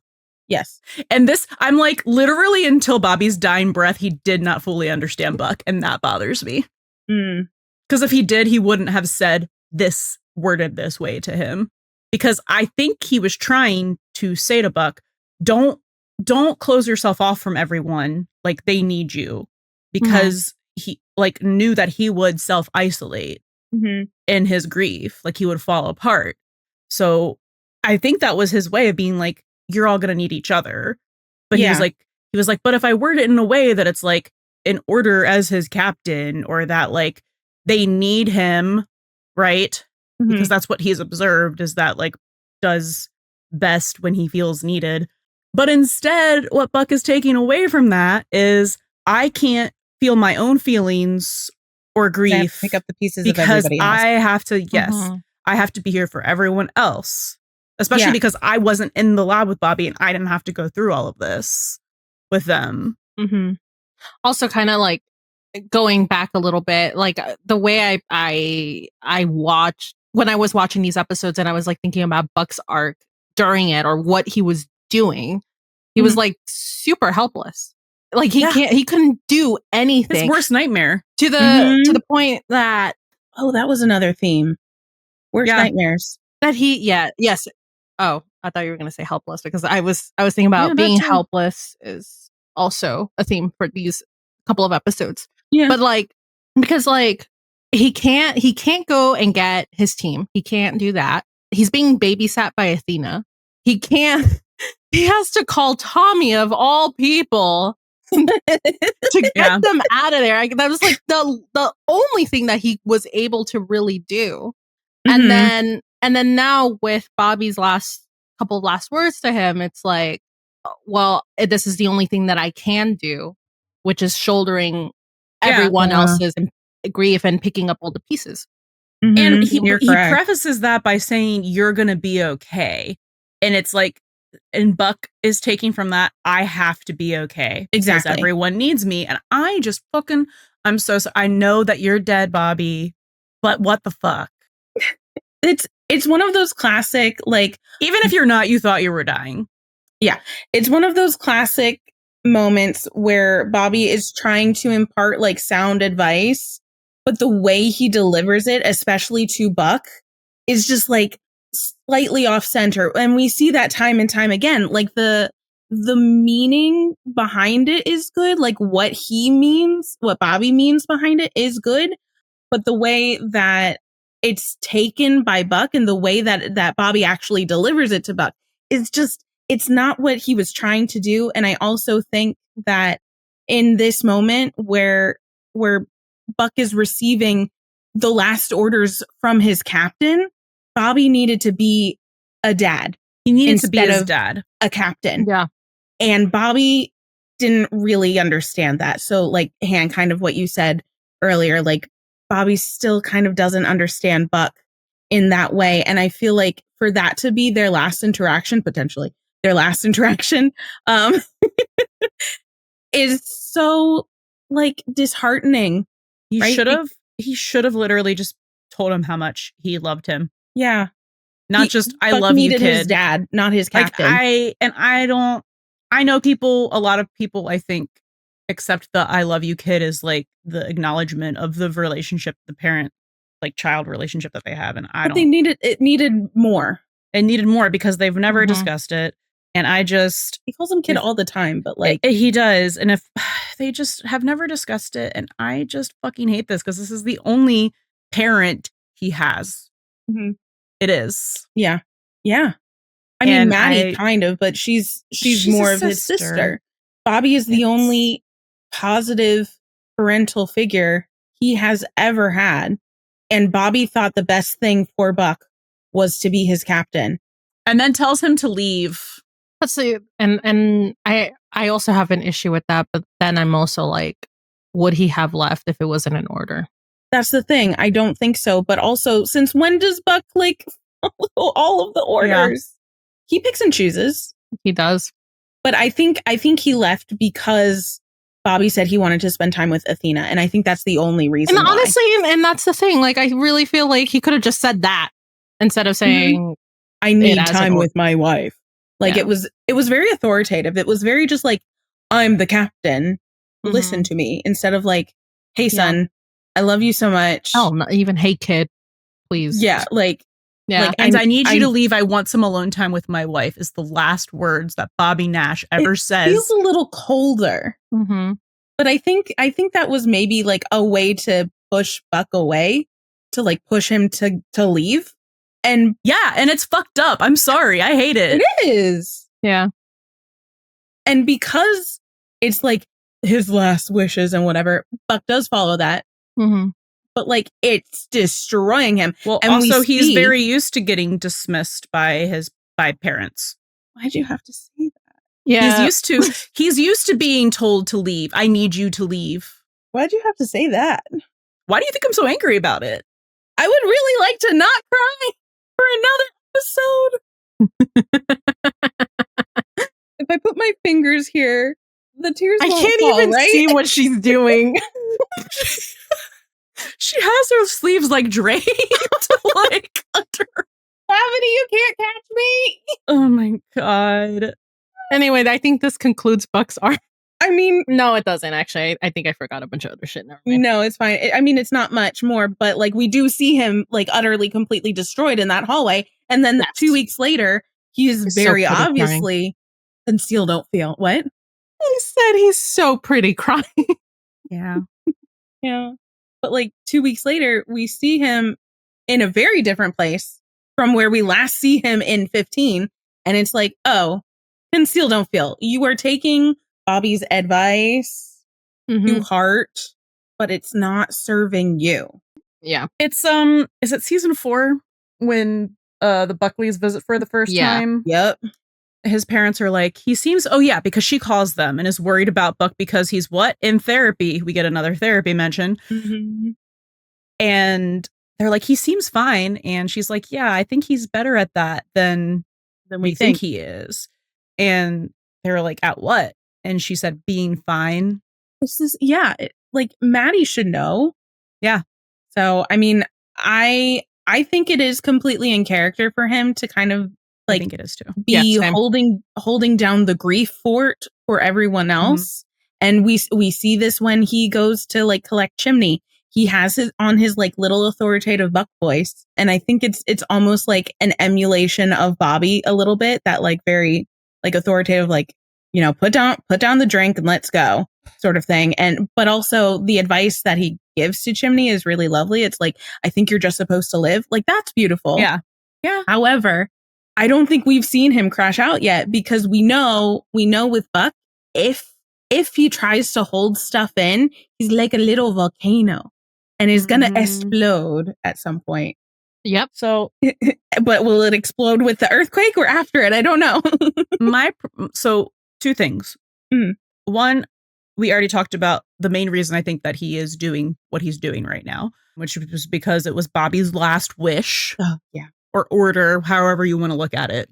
But I also think it's just complete avoidance of looking that last interaction. Like, he probably keeps batting it away, because I can tell you, if that was the last thing my parents said to me, be angry. Oh, I wouldn't be angry. No, I would feel fucking like worthless and unloved, and I would just be thinking about it over and over again. He might be angry, but I think it's going to make him feel really fucking awful if he looks at it. I wanted to kind of talk about like kind of big picture between 16 and what we could potentially get this episode. So I'll just in that section. Yeah, as long as you. I'm sorry.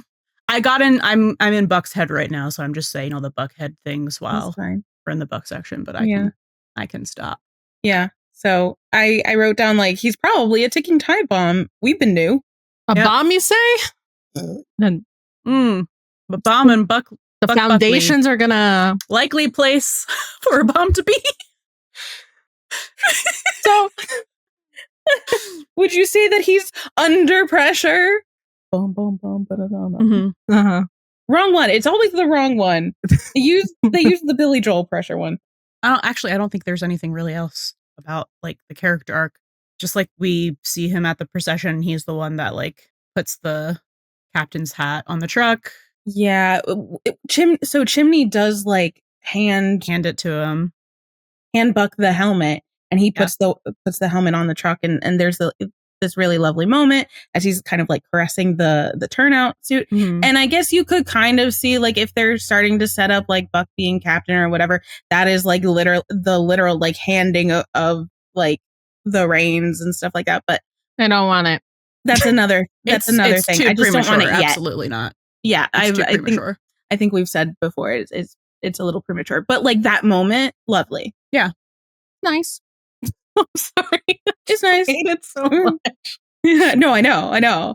I haven't even looked at it like that. I just looked at it as like a reverence of like that's the last vestige he's ever going to have of touching a piece of Bobby. Yeah, that too. Like twofold. Yeah. Cool, uplifting stuff. Yeah.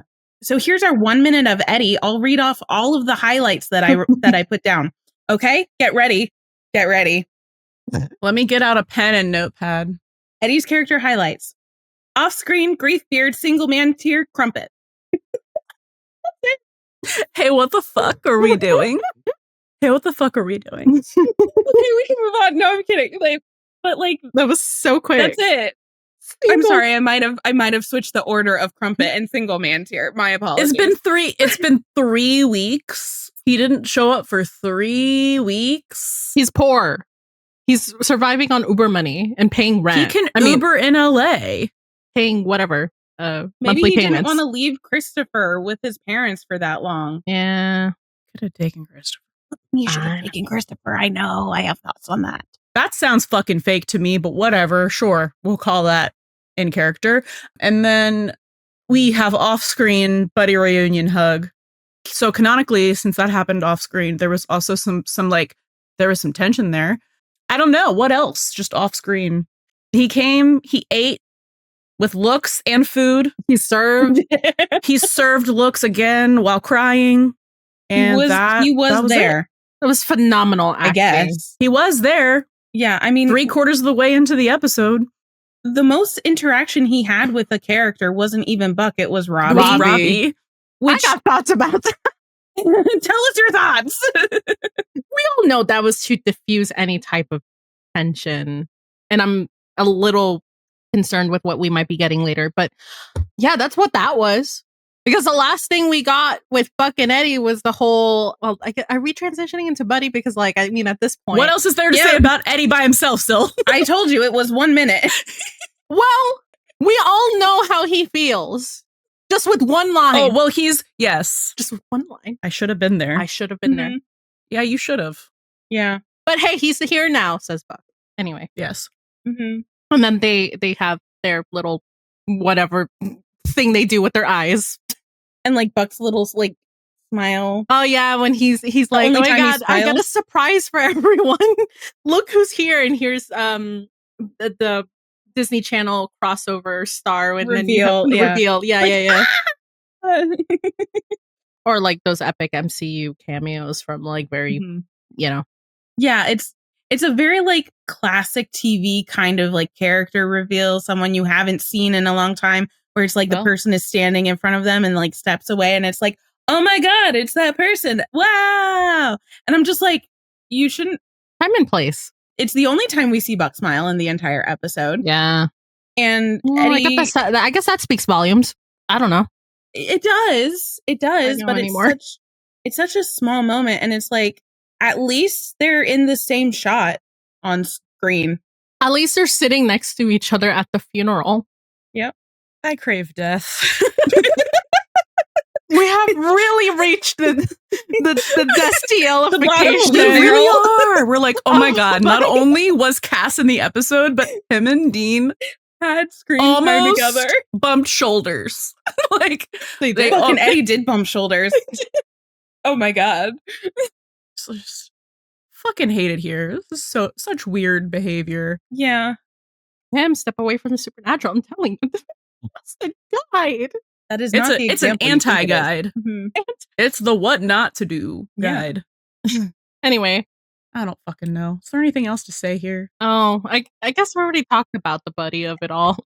Yeah. I was going to say, like, this is basically Eddie and Buddy, but I was going to say something about how, like, Eddie, you know, had more interaction with Ravi. And still, I think you are correct. Like, it was to kind of, like, distract from having too much Buck and Eddie, because if they had anything, they would have to address something. And obviously, this is not, I understand this is not like the time or place for that. Like, that's fine with me. We just have to get it later on.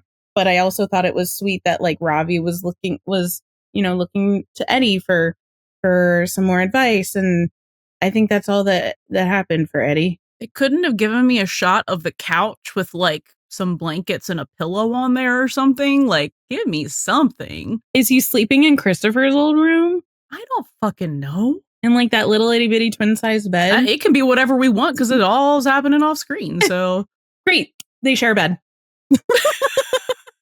It's canon now. Like they're in Buck's room. Eddie refuses to sleep on the placenta couch as he should. On the amniotic fluid couch. Yeah. It's uncomfortable. The last person who slept on that. He's like, I don't care how much money you spent to get that thing cleaned. I've seen a baby be born. No. Not even that he was there, he just knows. Yeah. I guess the only other thing is like he was eating a crumpet, I guess. And so that's obviously Buck who baked it. So Buck is one like stress baking and made with love. Only and one that enjoys his baking. Yeah. Truly. But also the fact that I guess we can kind of see this continuation of Eddie allowing himself to indulge in these sweet treats. Mm-hmm. So like that's consistent. Yeah, they said, well, we don't have juice right now, so here's... Oh, but there was a lot of juice in 16 in the episode because we got juice, Buck pouring juice over at Maddie's house. We got May and Harry bring juice over to Athena. So like joy and family. And was there juice at Henron's? Or was they were having breakfast. I don't remember, but like there was a lot of juice.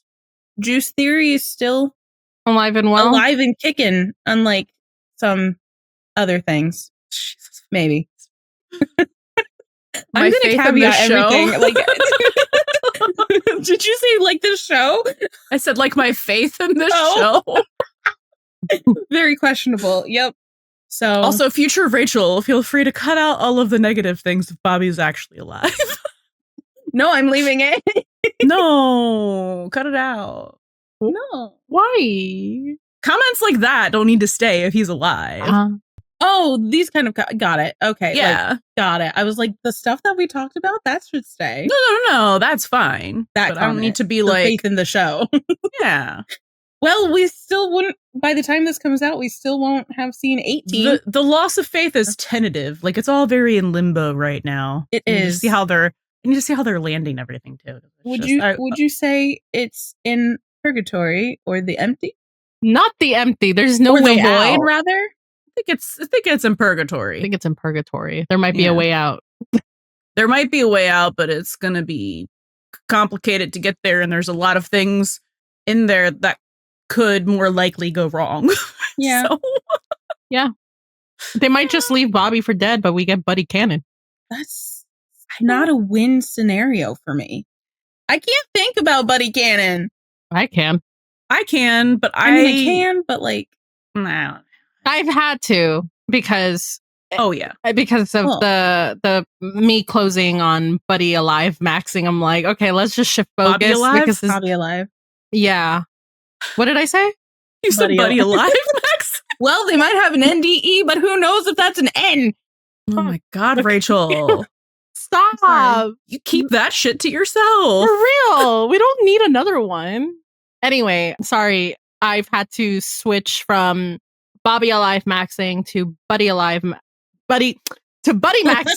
Buddie Cannon maxing, whatever we're calling it, Buddie maxing, because I've closed maybe like about 90% closed on Bobby alive, or at least that's how I'm going to operate going forward until they surprise me at 8:58 p.m.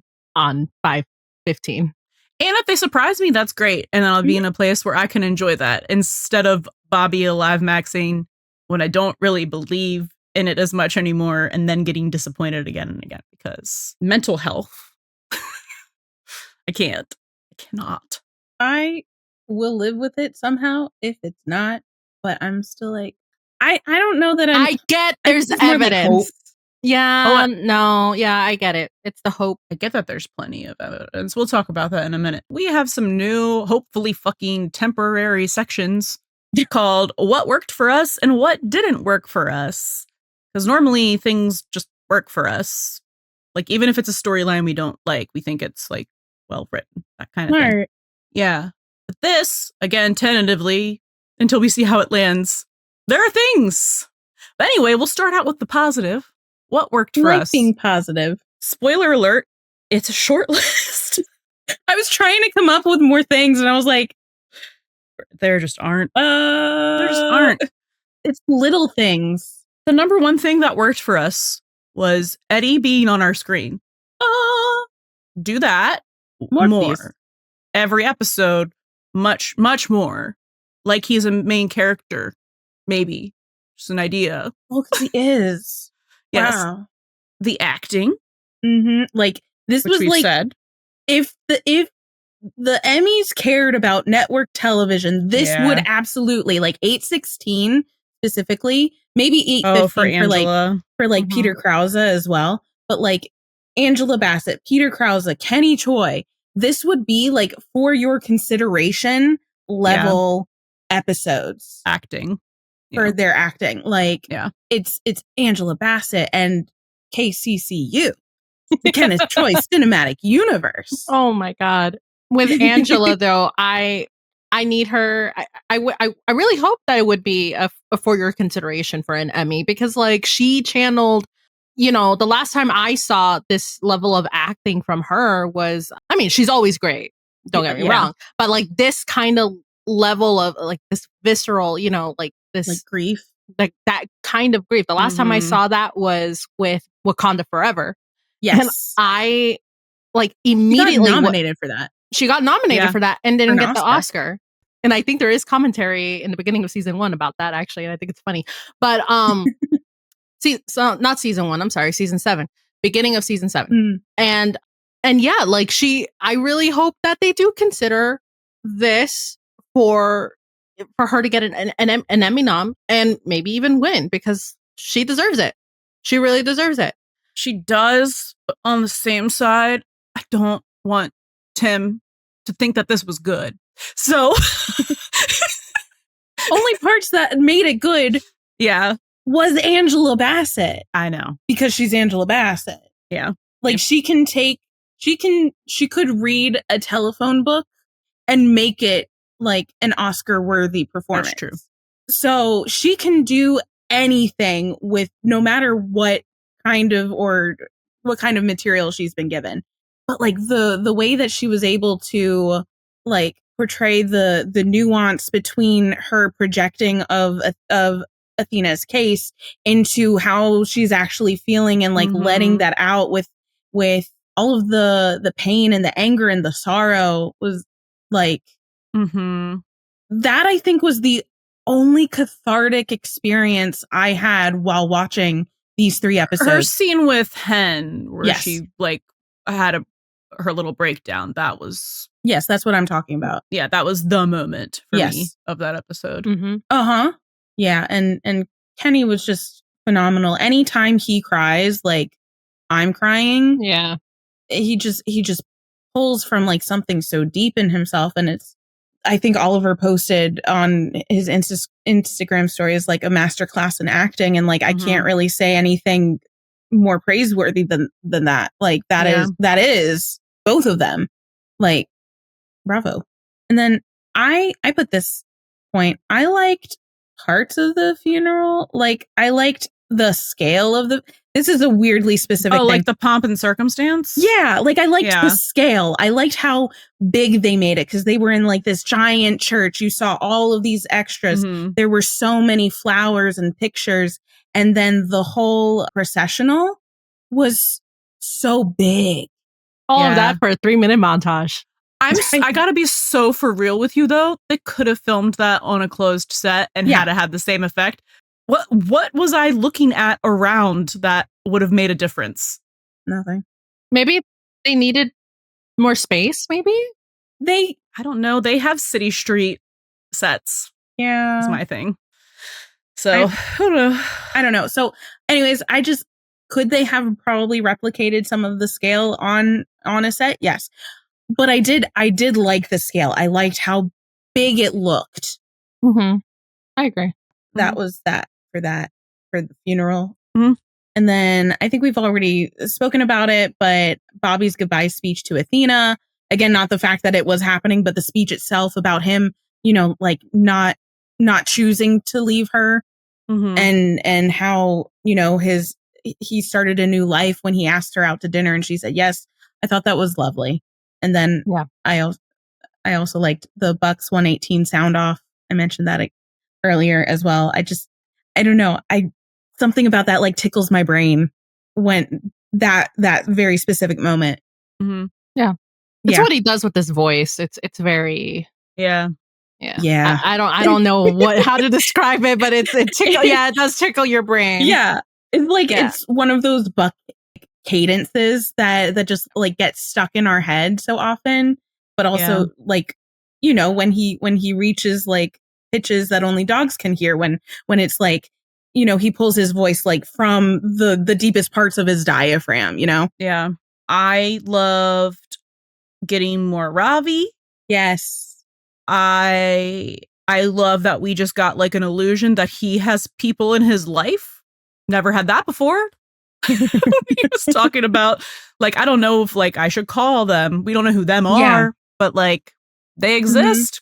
Mm-hmm. I liked having a Ravi focused storyline. I really loved that. I love the building Buck and Ravi friendship and partnership, but like I love seeing them build a friendship like outside of work. Mm-hmm. Yeah, that's it. That's like it for me, I think. I did really like the beginning of 14 before we started the Contagion storyline. Yeah. And I think I probably would have liked 14 if the Contagion storyline was contained in one episode. Yeah, this could have just been one episode. So I think that's what worked for us, generally speaking. Okay. So what didn't work for us? The realism. The realism. And what the fuck is that? So for anyone who doesn't know, which I don't know how you're listening to us and not know at this point, but you know, after 15, Tim did a couple interviews and, you know, was asked about the reason for why they decided to kill Bobby off, allegedly. And Tim was basically saying, you know, it's realistic to up the stakes and that not everybody can always survive all the time. Like it's realistic. And to that I say, no. I Googled before we started what the like death rate is for firefighters in the United States. And it said like, was it 200? It was 100 a year. 100, like around 100 a year. That's average. On average. And how many firefighters are there in the US? Oh, wait. No, because you said it was like 1 to 2%. So yeah. So the average death rate of US firefighters is 1 to 2% per year. So like so actually the fact that you killed him is not super realistic. I think it was actually more realistic for them to obtain injuries on the job and then get better. Or, you know, if you want to go for realism, like obtain injury on job and then have to not be on actually job. Recover. Yeah, here's my thing. If we're going to start talking about we want things to be realistic, we're going to have to make some big changes. Because we've been hand waving logic for a long time on certain things, and just like that was fine. That was the established rules of the universe. But if like we're going to be like, well, now logic has to be here to make things have stakes. Yeah, if you're citing realism as one of the reasons for a creative decision, something like this, you can't really pick and choose like what is being considered realistic and what is not, because that inherently breaks the logic of the show. So either everything has to be realistic and you have to be like you have to be like the Pit and being the most like medically accurate. Just watch that over the weekend. Oh, nice. I still want to watch that. So you either be like the Pit and be like the most medically accurate show like people have ever seen. They would never. Or just like throw realism out the window because it is a show. Yeah.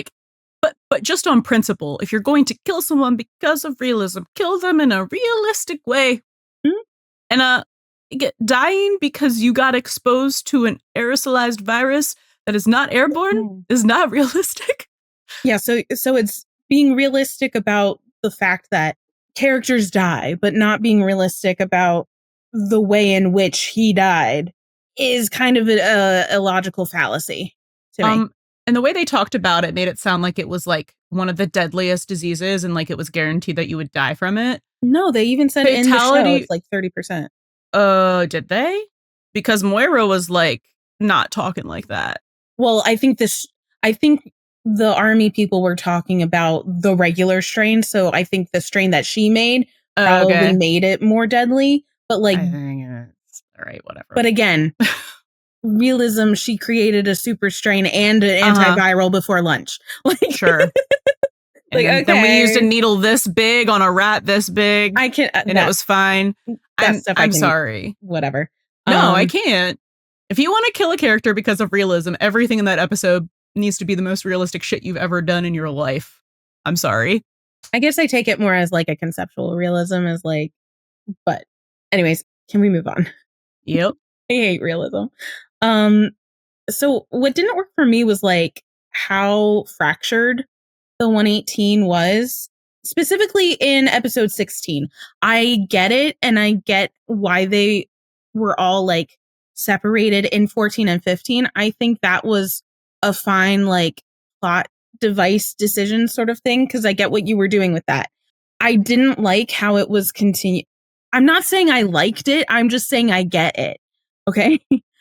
Like I get that some people had to be like outside of the lab, like Buck and everything like that. I understand the logistics of that, but I'm saying I don't think it's a good choice for a major character death. No. I think it's terrible. No, I'm saying I get it for the way like the contagion, like, oh, well, like yeah, being like the concept of being trapped in a lab. Well, yeah, I get that. Like you have to have them split up, but then you should have them all come together. So I didn't like how that fracturedness was like kind of carried through into 16, because we don't really, and it's kind of because we don't see some of these 2 weeks in that time jump, but we don't see them like coming together. It also doesn't seem like there was any either, because Buck said like Chimney's not really talking to him. Like there's no coming together of the family. It also sounds like Hen was just at home. Yeah, like recuperating. So maybe there was a little bit of like, maybe they all couldn't, but why wouldn't they all like go over to Hen's house and like, you know, sit bedside with her or the hospital or wherever she was? So it's like, go to Athena. Yeah. And like the fracturedness between Athena and Buck not having any interaction, even though like they were attached at the hip in the last episode with 15, and there's also like I think there's misdirected anger towards Chimney from Athena. Mm-hmm. So maybe she didn't want anyone near her, including Chimney. Which is why it's so important. So like, I get it, but I also don't like it. And again, I haven't seen the rest of these 2 episodes, so I can't really speak to the way that the other characters are experiencing their grief. But it's just like, it just seems weird that like they usually like all band together, and it's weird. This is also, I'm sorry, 2 sentences on the realism. Okay. Because it ties into what you're saying. Because they wouldn't have been cleared. Let's ignore the injuries, which they definitely still wouldn't have been over for Hen and Chimney. But they wouldn't have been cleared mentally to come back to work. They would have had to go to grief counseling before they got cleared to come back to work. And since none of them are clearly coping, I don't think they would have been cleared to come back to work. And if they had been and they were coping, then they would have been talking to each other. It just like, it doesn't make sense. Yeah. It's a purposeful, like, and that to me means that there was a purposeful separation of them. And I'm just like, I'm still left wondering why. Maybe that'll be addressed more in the last 2 episodes. But at this point, I'm like, why are we so split up? I can also just say that the split up is a season, is a 2 season long thing. Yeah. Yeah.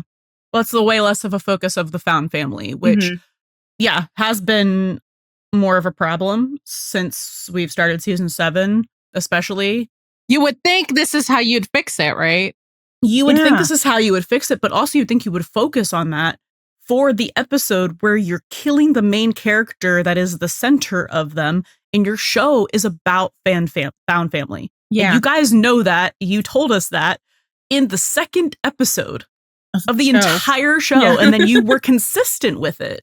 So what are we doing? And kind of to that point, like in 16, there weren't any like, no one from the 118, no one from the Grant family like spoke at the funeral. Like it was only the chief. And it just seems kind of like this would be a perfect opportunity for like a larger funeral scene to have some of the 118 or May, Harry, like speak and share memories about Bobby that like maybe we haven't been privy to because it wasn't in an episode, or maybe it was in an episode and here's a different perspective of that.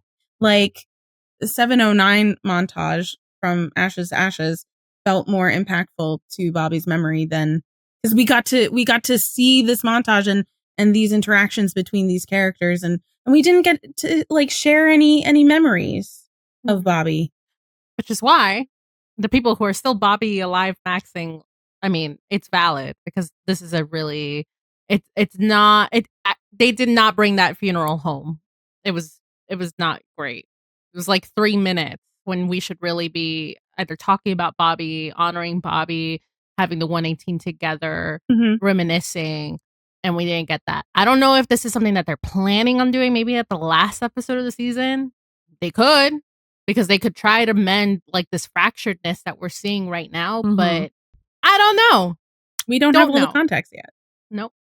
Moving on. One other thing, how they were breaking visual media rule number 3. I just put number 3. I couldn't think of another number. Where, and I'll say this because I'm the only one still not closing, where in visual media, you're always supposed to show a body. Yeah. And they didn't at all between 15 or 16. Like, you don't even have to show us, but you can have like show one of the characters seeing it. So like Athena kind of like, or someone like identifying Bobby's body when they go to pick it up. You have to have someone identify the body, by the way, before you bury someone. That's just like a legal thing. Yeah. Yeah. So it's like, it's literally one of the biggest in-text reasons why there's still so much doubt. Like, not even getting into the leaks, like the script leaks or anything like that. But like, you're breaking one of the most simple visual media rules. And so like, and I know that Tim knows this. Tim, you've been writing TV for like 30 whatever years. Yes. You know since this. The 90s. You know this. We all, yeah, well, he does know this because he's like, the body bag didn't convince you? Yeah, and it's just like, that's where we're mad at Tim voice. The body bag didn't convince you? Like he's a valley girl when we're angry with it. No, I love that. Actually, I'm gonna, I'd canon that. Flipping his non-existent hair.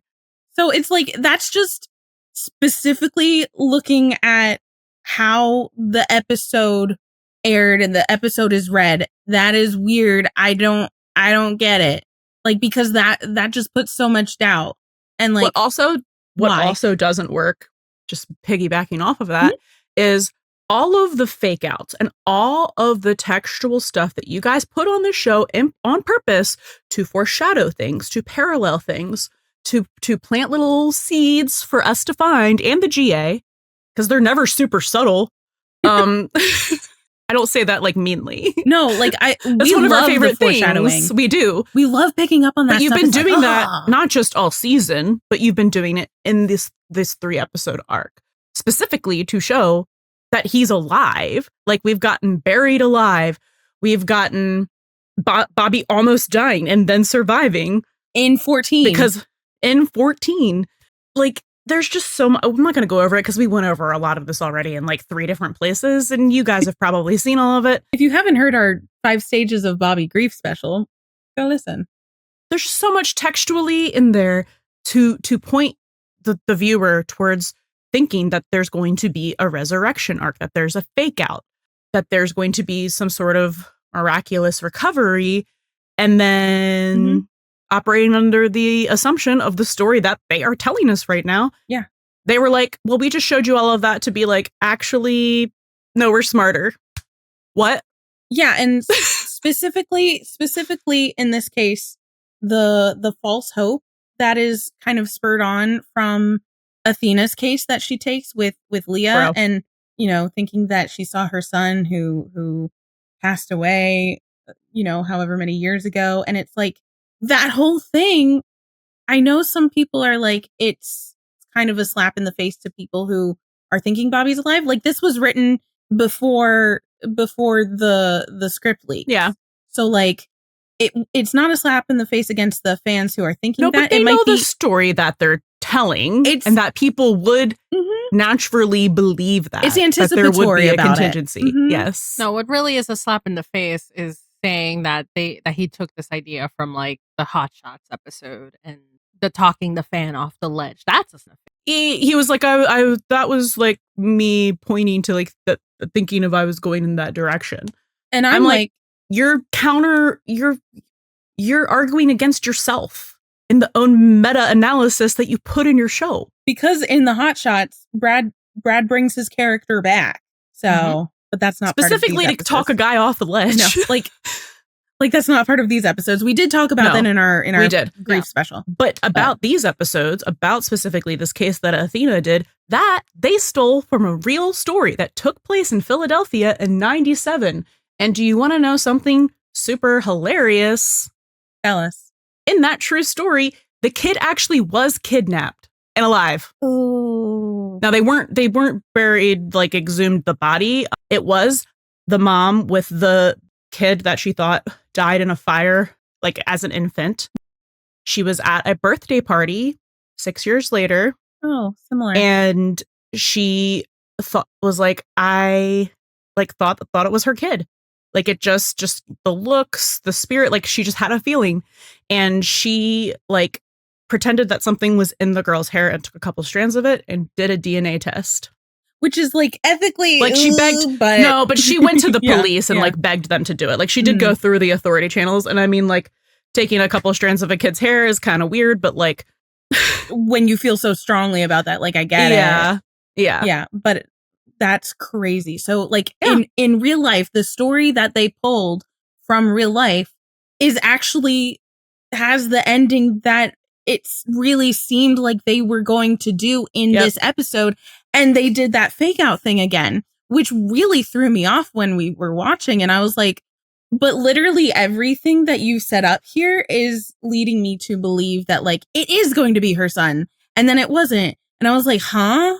This is what pissed me off about that. I understand Athena working a case to avoid and to cope and to actually even work through her grief. That's in character. Just who she is as a person. Mm-hmm. To do this specific case, he's actually dead, which is what you're telling us and what I'm assuming until you show me Bobby again. If you show me Bobby again. This is fucked up, guys. I'm sorry. It is. It's fucked up.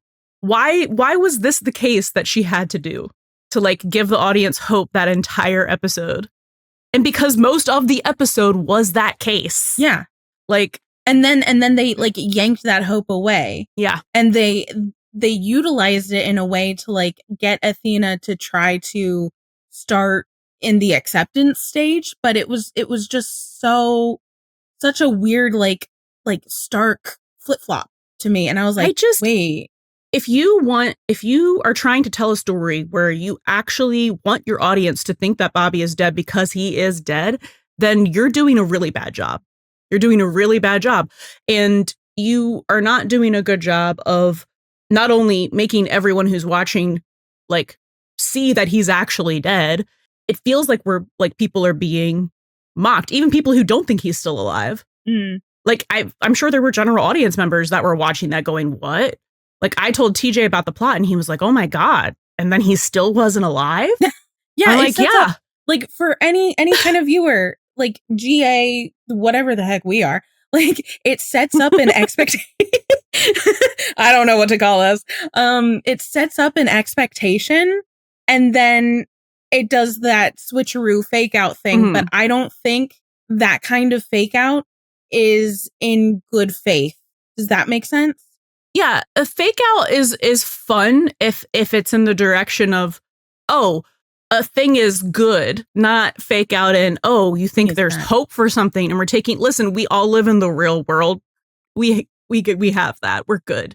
It just kind of feels like they're toying with the audience in like a bad way, not in like a fun way. And I don't know, it's just really, if he's actually dead. And again, like I said, I'm believing it. I don't think this is being done well.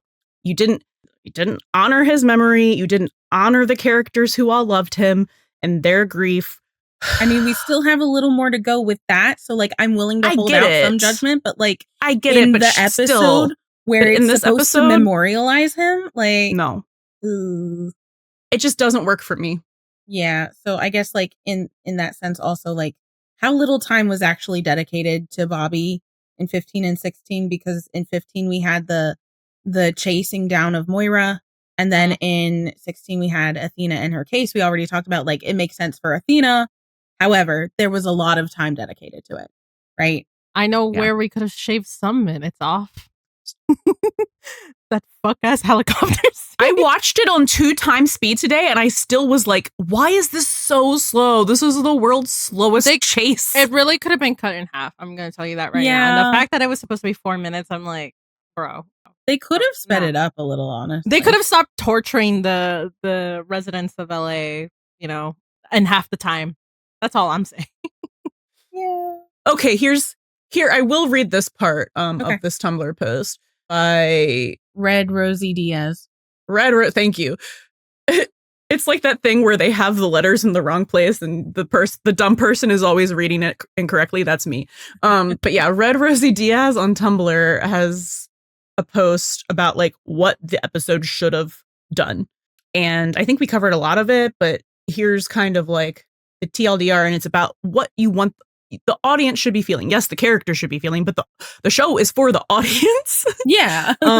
And so you're supposed to make the audience feel things, not just like anything. Like you're trying to evoke certain emotions. So the end of what they said is you say you want to shake up the show and make it feel fucking real, then make it feel fucking real. Let us, the audience, actually feel something during these scenes. Mm-hmm. This could have been such a visceral, deeply moving episode, but it fucking wasn't. And I'm so fucking mad about that. And same. Their post is kind of what we were talking about. Like it should have been dedicated to the personal stories of each of these characters and their relationship with Bobby. And we didn't get that. Like no eulogies, no like sharing of memories or anything like that. So like Gerard got it. Yeah, that was weird. Gerard got more of a speech about Bobby than any of our main had more speaking lines in this episode than Eddie. That was a little weird.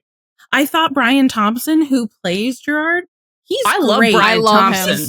He's so great. I love Brian Thompson, but fucking why? But why Gerard? Do we need to spend this time on Gerard anyway? Yeah, so I agree with the whole make the audience feel something. The fact that I couldn't even have the proper reaction to these episodes. I mean, I already kind of figured out why after watching it again, finally for the first time, kind of figured it out why. But when I was watching 14, 15, and 16, I was like so angry. If no one knows this, I was so angry that I could not shed a fucking tear. Because I know that's what I would have done. And just watching those episodes and with with our whole laundry list of issues that we have, like one of the things that I do feel is like it felt, I guess, kind of empty for me. So the fact that I have to rewatch it to actually feel something, I mean, that shouldn't have been something that I shouldn't have experienced it that way. Yeah. I felt even less when I rewatched it because I'm even angrier. Yeah, I was angry when I breezed through everything on 2x speed, but I'm also just a very sentimental person. So if someone is on screen crying, then I'm crying. I'm too. I'm a fucking Cancer. Do you know how easy it should be to make me cry when you tell good stories? It should be very easy. Like, even though I hated how Bobby died, how that he died at all, and how it was handled, how it was written, you still could have moved me with this episode. And the only thing that moved me was the acting. Yeah. Yeah. I was sad because it was sad. Like, that was it. Well, I was sad for the character. Never mind. Yeah. I just bawled like a little baby. So maybe I don't have a leg to stand on here. But like, if you're going to hurt me, do it. Hurt me, make me cry. Make it worth it. Okay, so I think that's what didn't work for us. Pretty obviously. Shall we just talk a little bit about some of these behind the scenes production type of things? Namely being the elephant in the room of those big ass leaks and how just factually the funeral procession was in a very busy, like they shut down a very busy street in downtown LA. Some guy was streaming it live on TikTok, so we all saw it as it was being. Also, if you're that guy, fuck you, man. Fuck you. You're a creep. It was not a good time. But also, like, we couldn't not watch because, like, curiosity, right? But just the fact that it was so public and such a huge spoiler, very disappointing that they couldn't figure out a way to do it. I know I said I liked this scale, but like you didn't necessarily have to go that big, you could have probably found a way to do it with like either a smaller street or on a large soundstage sort of situation, CGI. I don't know, but that was a big spoiler, and I think that did impact a lot of people's viewing experience of the episodes. Yes, absolutely. Because we saw that was on March 30th, and episode 14, it was April 10. Oh yeah. So like as we're going into this arc, this 2-part arc that we know is going to be a big emergency, we're like, oh, got it. And then you also have 2 days later on April 1st for the eagle-eyed people on social medias and fandom spaces, or just anyone who sees all the reposts of the screenshots they take of his post. Yeah. The script leaks, and it's weird because there were 2 instances of that, because it was Jennifer Love Hewitt put like a photo on Instagram, and she had like their script on her vanity, but like it was far away and you couldn't really tell what it was. You could see that there were lines and stuff like that.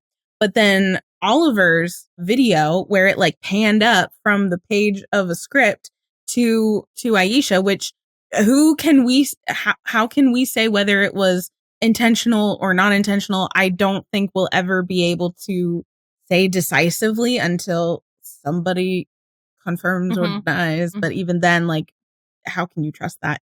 You know? So like with that, like very brief, like snapshot from the video, people were then able to like line that up to like Jennifer Love Hewitt's, like blow it like enhanced, you know, because there's nothing that you could have really seen in her picture, but like the 2 of them together, then you can start putting stuff together. They compared that it was the same and then page. Someone basically put together the page constructed, but like with blacked out spaces where you couldn't make out the words. And the 3/4 of that page is exactly what happened in the final scene. It's like exactly like word for word with Athena, May, and what Harry, you can see with Athena, May, and Harry in the cemetery. And then at the end of that, the very last thing it says, which was supposed to be the end of the episode, like in the script leak for 16, is Maddie answering, "Hello, 911, what's your emergency?" And Bobby saying, "I'm being buried alive," which also really affected the viewing experience for people. And I don't even care if like you just set your expectations so high. It's just like anything like that is going to cast even more doubt than like what's already textually inside your show. And the only reason I wanted to bring up the script leaks, because it's so like, it's almost like hearsay, because you don't know like if it's a fake script, if it was a prank, if it was like intentionally leaked or not. I have no idea. Is because someone asked Tim about it in an interview where he was giving definitive answers about stuff from after 15, where it was like why he decided to kill off Bobby, when they decided to do that, like all of this stuff. He was giving definitive answers, and the interviewer asked him, well, what about the script leaks? Where they even asked him about the funeral procession leak, and he was like, we were just dumb and didn't think about it. To which I'm like, sure, okay. But then the interviewer also asked about the script leaks, and that is the only question that Tim evaded with like, I don't know anything about that. So I just bring it up just for that. Again, that obviously everything that people were able to figure out up to a certain point in those lines was in the episode. So it's like, is this something that will maybe be moved to another episode? Or was it just a prank? Or was it deleted? I was just going to say, we're new here, but we already know just from our own experience and from learning our fandom history, which we always do when we join a fandom, that this show can't keep a fucking secret to save its life. No. So the fact that that's a well-known fact, it's like, if you wanted to keep stuff secret, you know how to know what you shouldn't do, which is film a giant procession out on Flower, which is one of the busiest streets in LA. And then maybe you shouldn't be posting on social media with the scripts. And like, I don't know what the intention was, and I'm not mad at the actors for doing this. Not at all. Not at all. I want to make that clear. I'm not mad at the actors for any of this. I want to make sure it's clear that all of my ire, if Bobby's actually permadead, which I think he is, all of my ire for like how this has just been handled like PR wise is at Tim. Yeah. I don't hold any animosity towards the cast, but it's just like, why would you post that if it's not? It's just all of it's been so fucking weird. Yeah. Just the way that it's been handled PR wise. Why isn't Peter Krause giving exit interviews? Like, I know he's in the rest of the season, like as a force ghost or hallucinations, whatever the fuck. Why isn't he giving interviews? It's just so weird. Anyway, I have 3 needle drops if we're done with the leaks. Okay, really quick. Couple needle drops. In 8:14, when Chimney starts coughing up blood right before it cuts to commercial, they play My Body is a Cage by Peter Gabriel. And the lyrics, most notably from that song, are my body is a cage that keeps me from dancing with the one I love, but my mind holds the key. Would have been a great setup if this was a Chimney coma dream. Yeah. Why the fuck was it here otherwise? Sorry, why? Also a good song. These are all good songs. It is a great song. Yeah. And we have High and Dry by Radiohead, which was playing in 8:15 at the end, when it's like, it's a weird song to play if it is a triumphant moment. Which is how, when it started playing, I was like... Well, didn't last time when Chimney had his coma dream after he got stabbed by Doug, didn't they play another Radiohead song? So like, yes. So I was still, at this point, we were so young and naive. I was still like, oh, Radiohead, connecting to the Radiohead of... Sure. Yeah. I'm not saying erasing it from like a coma dream. I'm saying like, once that started playing, I knew that Bobby was dead. Because I was like, oh, everyone's seemingly okay, but we're playing High and Dry by Radiohead, which is don't leave me high, don't leave me dry. The best thing you've had has gone away. That's not a fun, happy song. No. Good song. The most egregious. The most egregious, which, again, operating off the assumption that Bobby is actually dead. If he's not, perfect choice.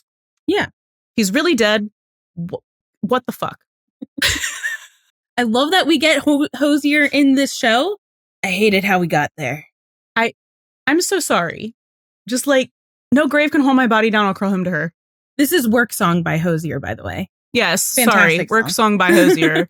Yes. It's going to be ruined for me a little bit. Yeah. If Bobby is permadead, which I, again, think he is. That'll be so... like, we're supposed to go see... We are going to go see Hosier in September. I thought about that. And I was like, no. If he's actually really dead, I'm not going to be okay. I'm like, Rachel and I are going to be just like sobbing onto each other. And Nikki's just going to be like, oh like, they're there. Like Baymax. Like, they're there. Oh, yeah. Yeah. With a broom. It's like, finally, I've been trying to go see Hosier for forever. And then I'm like, amazing. Finally get to see Hosier. Now one of his songs is ruined. Yep. One of the best songs. Yeah. Like, yeah, no grave can hold my body down. What is that supposed to mean? If he's actually dead, we should have used Francesca. Yes. Which is a person being dead. But like, if they asked me at the end, if I was given the choice, I'd tell them, put me back in it. Like I would go do it again. All the bad and the good again. Yeah. Yeah. That would be a definitive thing. Yes. Yeah. Anyway, that's it. All right. So I know we've kind of gone into a little bit of like the looking forward. And granted, we know this episode is going to come out the day that the finale airs. So like, you listening to this now will have seen episode 17. We recording this now have not. So this is it's Sunday. We have 4 days. Oh, great. Can I have another 2 week hiatus? I need them to old yeller me for the summer, okay? I need my 3-month break. Yeah. So this is our begging. Yes. Yeah. So this is our what we know about what's coming next. Like, who knows? But there are more episodes technically. So here's what we have. So because we always try to look forward a little bit. So we have 8/17, which is Don't Drink the Water. It's going to air on May 8th. The synopsis that we have. Wait, do you have the alternative synopsis? I'm looking for it. Okay. The first synopsis that we got was following an earthquake, the 118 races to the scene of several unusual fires and must figure out their cause before anyone else is hurt. Meanwhile, as everyone settles into their new normal, they try to move forward and plan for the future. And I think they just released an alternate synopsis. Yes. All right. So the alternate synopsis is an earthquake contaminates an LA water supply, sparking several unusual and fiery 911 calls. Meanwhile, Buck contemplates where he's supposed to be, and Chim and Maddie prepare for the baby, which is a very different synopsis. But okay, so basically what we know from looking at the promo, the methane make fire on water, and Hen doesn't want to be captain, maybe. But also, there's no Hen in that alternate synopsis, and that's all we know. Well, you'll have seen it by the time you hear this, so let us know. And then we have the finale of season 8, episode 18, which is called Seismic Shifts. It will air on May 15th. We got no synopsis, but we know there's an earthquake, obviously, also seismic, so that's a given. Looks like from some behind the scenes photos, there's a building collapse, probably. So it's giving season 2. That's all. Is it? It is. That's all we know. I guess we'll find out tonight or whenever you have heard this. And then just like generally things that we know are going to come up is they're going to hopefully potentially be focusing more on different characters like grief arcs, I guess. And who's going to be the captain now? But also probably not figure that out until season 9. Who knows? That's all. No, yeah, because Tim doesn't have a plan. He said that. He doesn't fucking know either. So, who knows? That's all we know. Anyway, this is our wish list. Things that we would like to see in these last 2 episodes. Bobby not dead. Take it back. Eddie, my On boy. screen. On our fucking screens. Like, we were begging you to let him out of the closet, and I'm just like, just let him be there. Fuck. The Castiel Just put the repressed version on my screen. I don't care. We'll take like, it just any give way me we can him. get it at this point. Like, but bars on the floor. But fix his hair. Please just make sure the strands. Oh, it was because I know he why. tightened up, I don't curling in himself because grief. don't care. Fix that, Mrs. Fruity Hair. Preferably, we would like for Bobby to actually be alive, and then he can retire happily. Yes, Please. because I don't think if he is alive that he's just coming back No, as the captain. no, I don't think that's and like happening. that's okay, That's fine. totally fine. I just want him alive. I want him around. I want him alive, and I want him as a guest star. Bobby Yeah. can be off Yeah. screen sometimes, most of the Mhm. time. Even I'm okay with that. Yeah. Give him the Eddie Diaz treatment. Swap their screen time. Like literally, I just want Bobby to be Could around. be 1 in every 4 episodes. Have him show up in like the season 9 premiere and like a couple episodes, and then the finale, and then just like, you know, they can pretend to talk to him on the phone. Yeah. Well, the characters Yeah. can actually talk to him, but they don't have to like What? bring him in and Yeah. you know. Here's my specific wish list or like rumination. I have 3 scenarios in which I would like to see the captain situation play out. And spoiler alert, none of them are Buck being captain because I don't want that right now. Literally, no one wants that. Stop trying to make fetch happen. Okay? I think Mhm. everyone thinks / or wants it to happen closer to the end of the series. Not at the literal last episode, but like No. maybe the last season or 2. Yeah, but Fine. there's been no like growth in his career to like make us feel like that's a natural progression right now. Which is why, Um, like, I pointed out some of those little crumbs that they were dropping earlier. So it, like, I get it. but like, But also the rest of the season, it's always like, Bobby, should I do this? Bobby, what should I do? Bobby, da da da da. well, I know that, and I'm saying like I think dropping these crumbs is how it should continue for longer. yes. Like I have no problem of them building Yes. that up, but extend that build up. You know, Yeah. Mhm. like not just a couple little nuggets here and there, and then boom. No, because he's not fully cooked yet. No. Like, keep- no, put him back in the oven. Keep that building. Keep that momentum in that aspect. He's raw cookie dough. If you make us eat him as captain right now, we're gonna get salmonella and the bird flu. Great. Anyway. Anyway, here's I think the ideal scenario that Syl and I came up with in a 2-hour conversation. Aw. I missed that one. It was during the day, right? You were not awake. Yeah, you were still asleep, Mm-hmm. certainly. Henna's captain. Yay. Chimney and Eddie are paramedic partners. Ooh. And then Ravi and Buck, heavy rescue partners. Because Yes. this allows the most change. Mm-hmm. The most change and we put someone as captain who has experience but hasn't really had a shot at it that isn't like traumatic. Yeah. She gets to have a redo, which I think she deserves. Yes, she really does. And I think that she's the only person that's like mentally prepared to do that right now, too. Also, just like a Black lesbian woman fire captain. Give it to me, Rachel.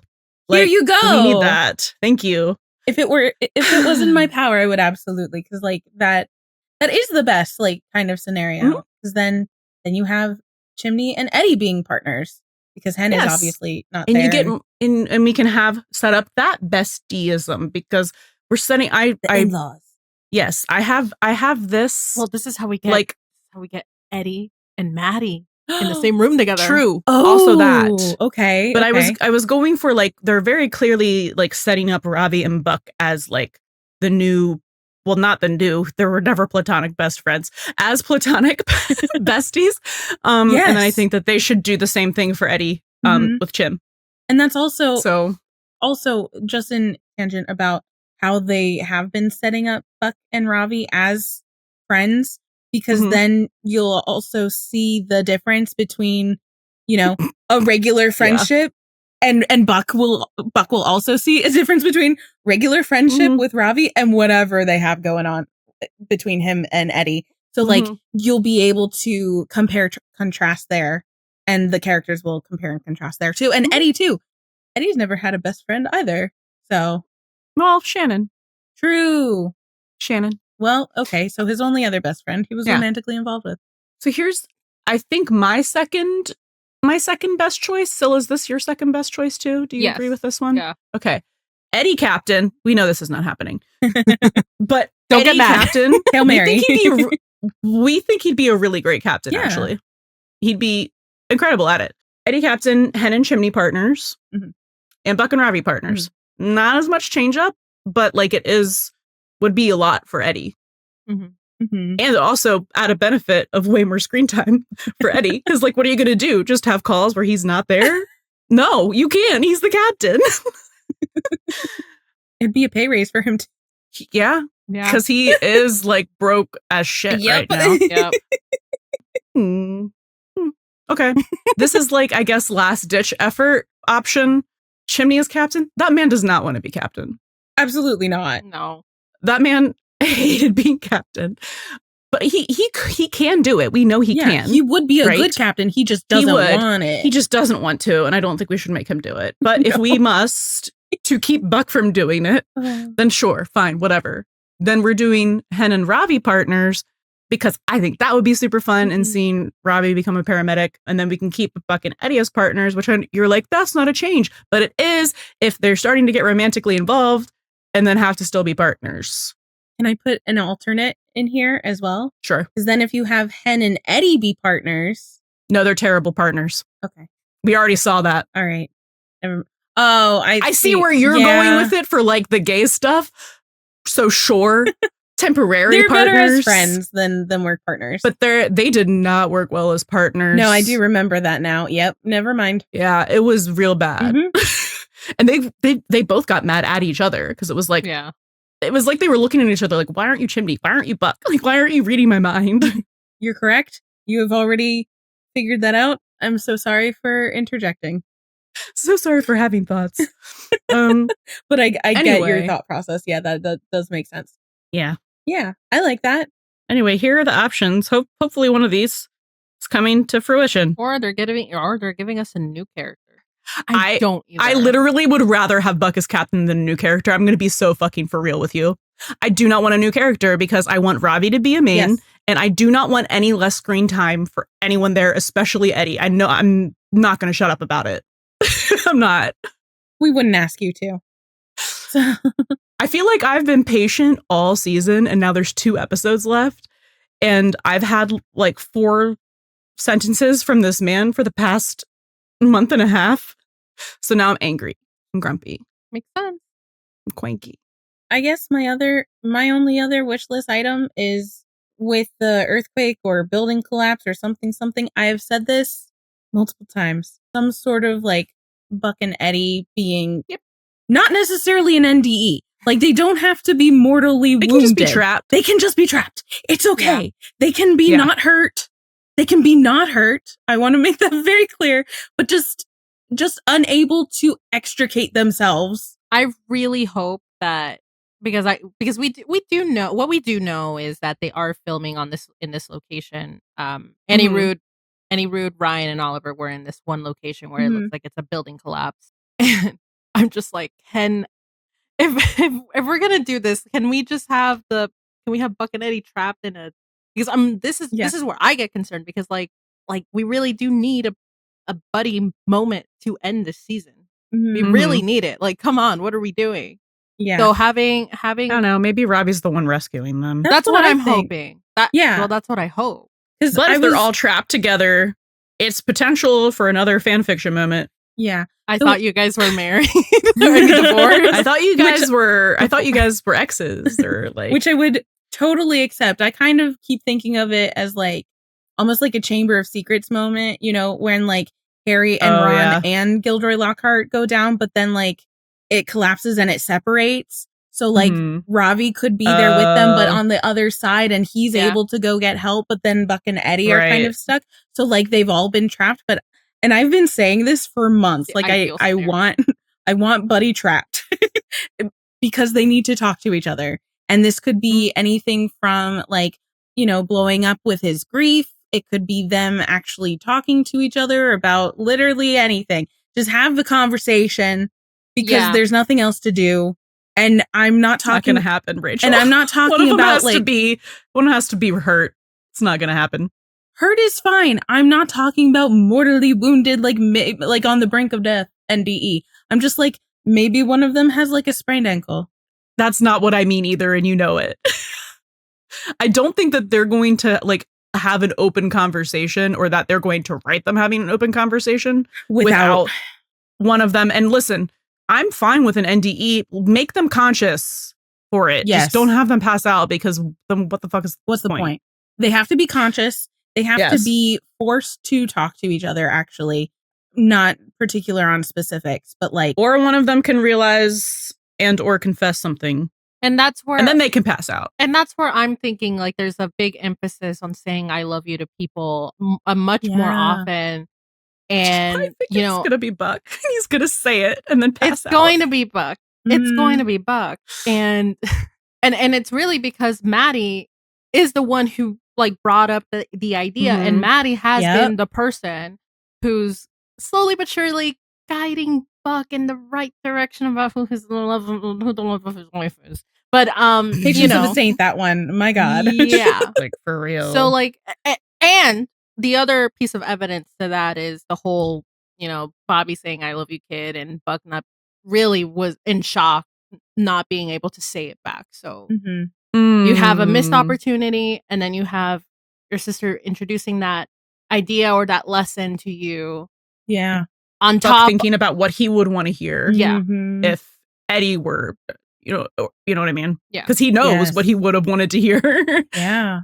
Yeah.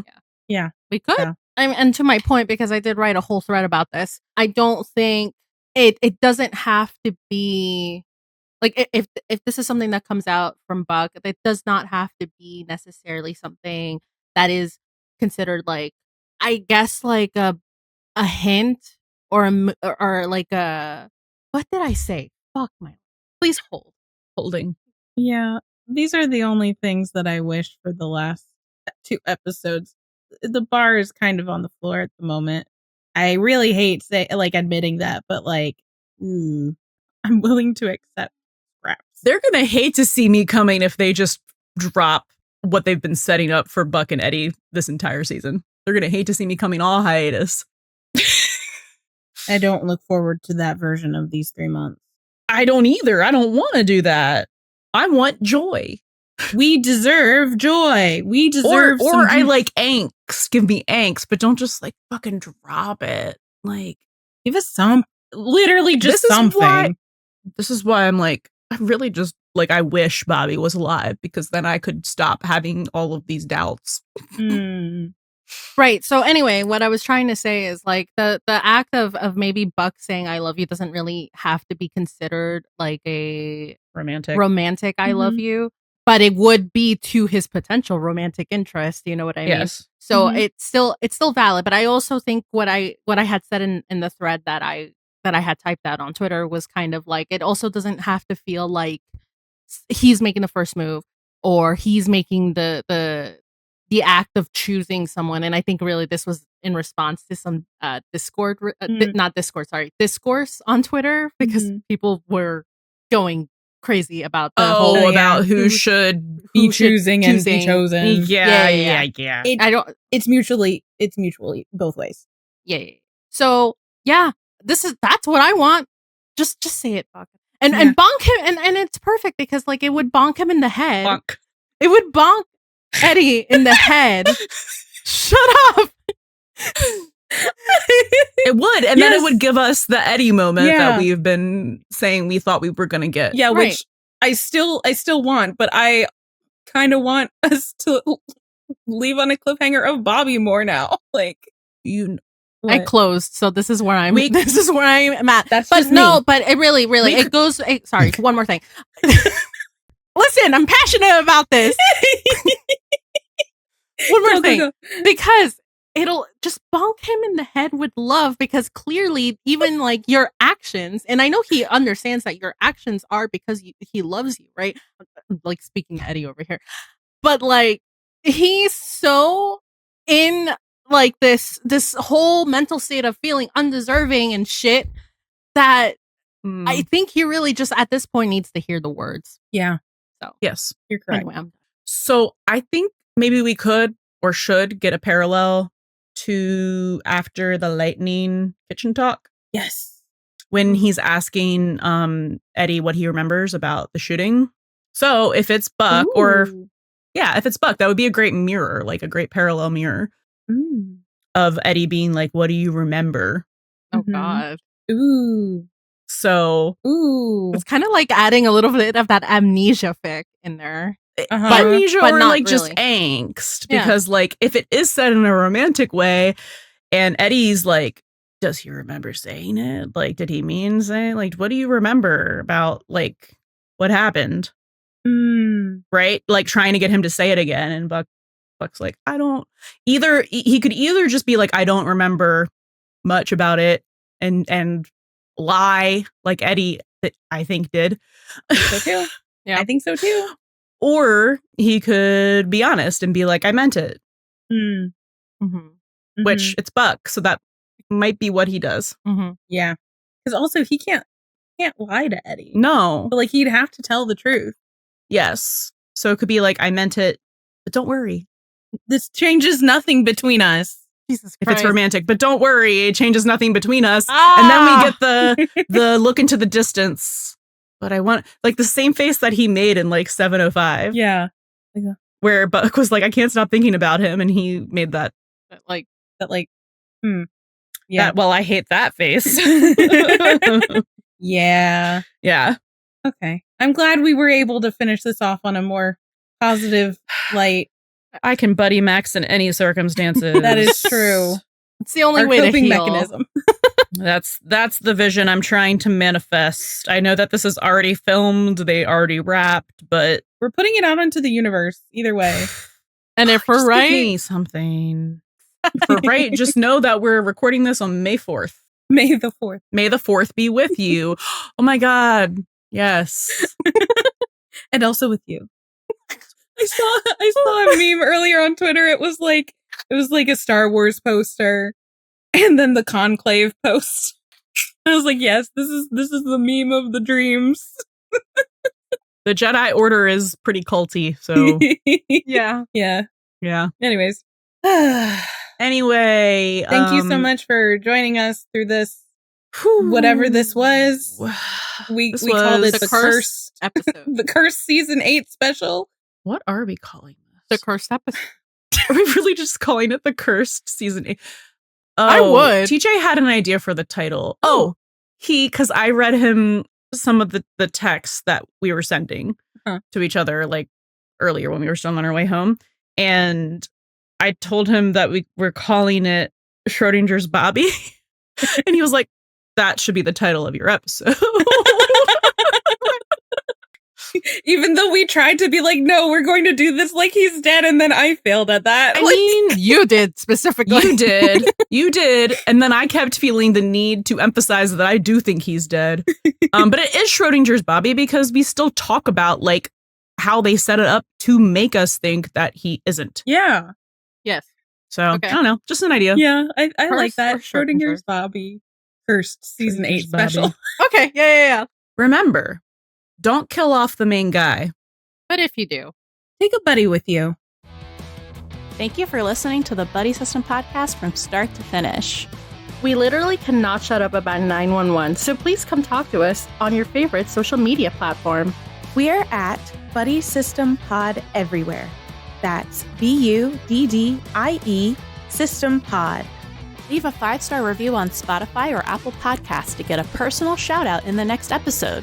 The Buddy System is a Nerd Virgin Media production featuring music from Divinity.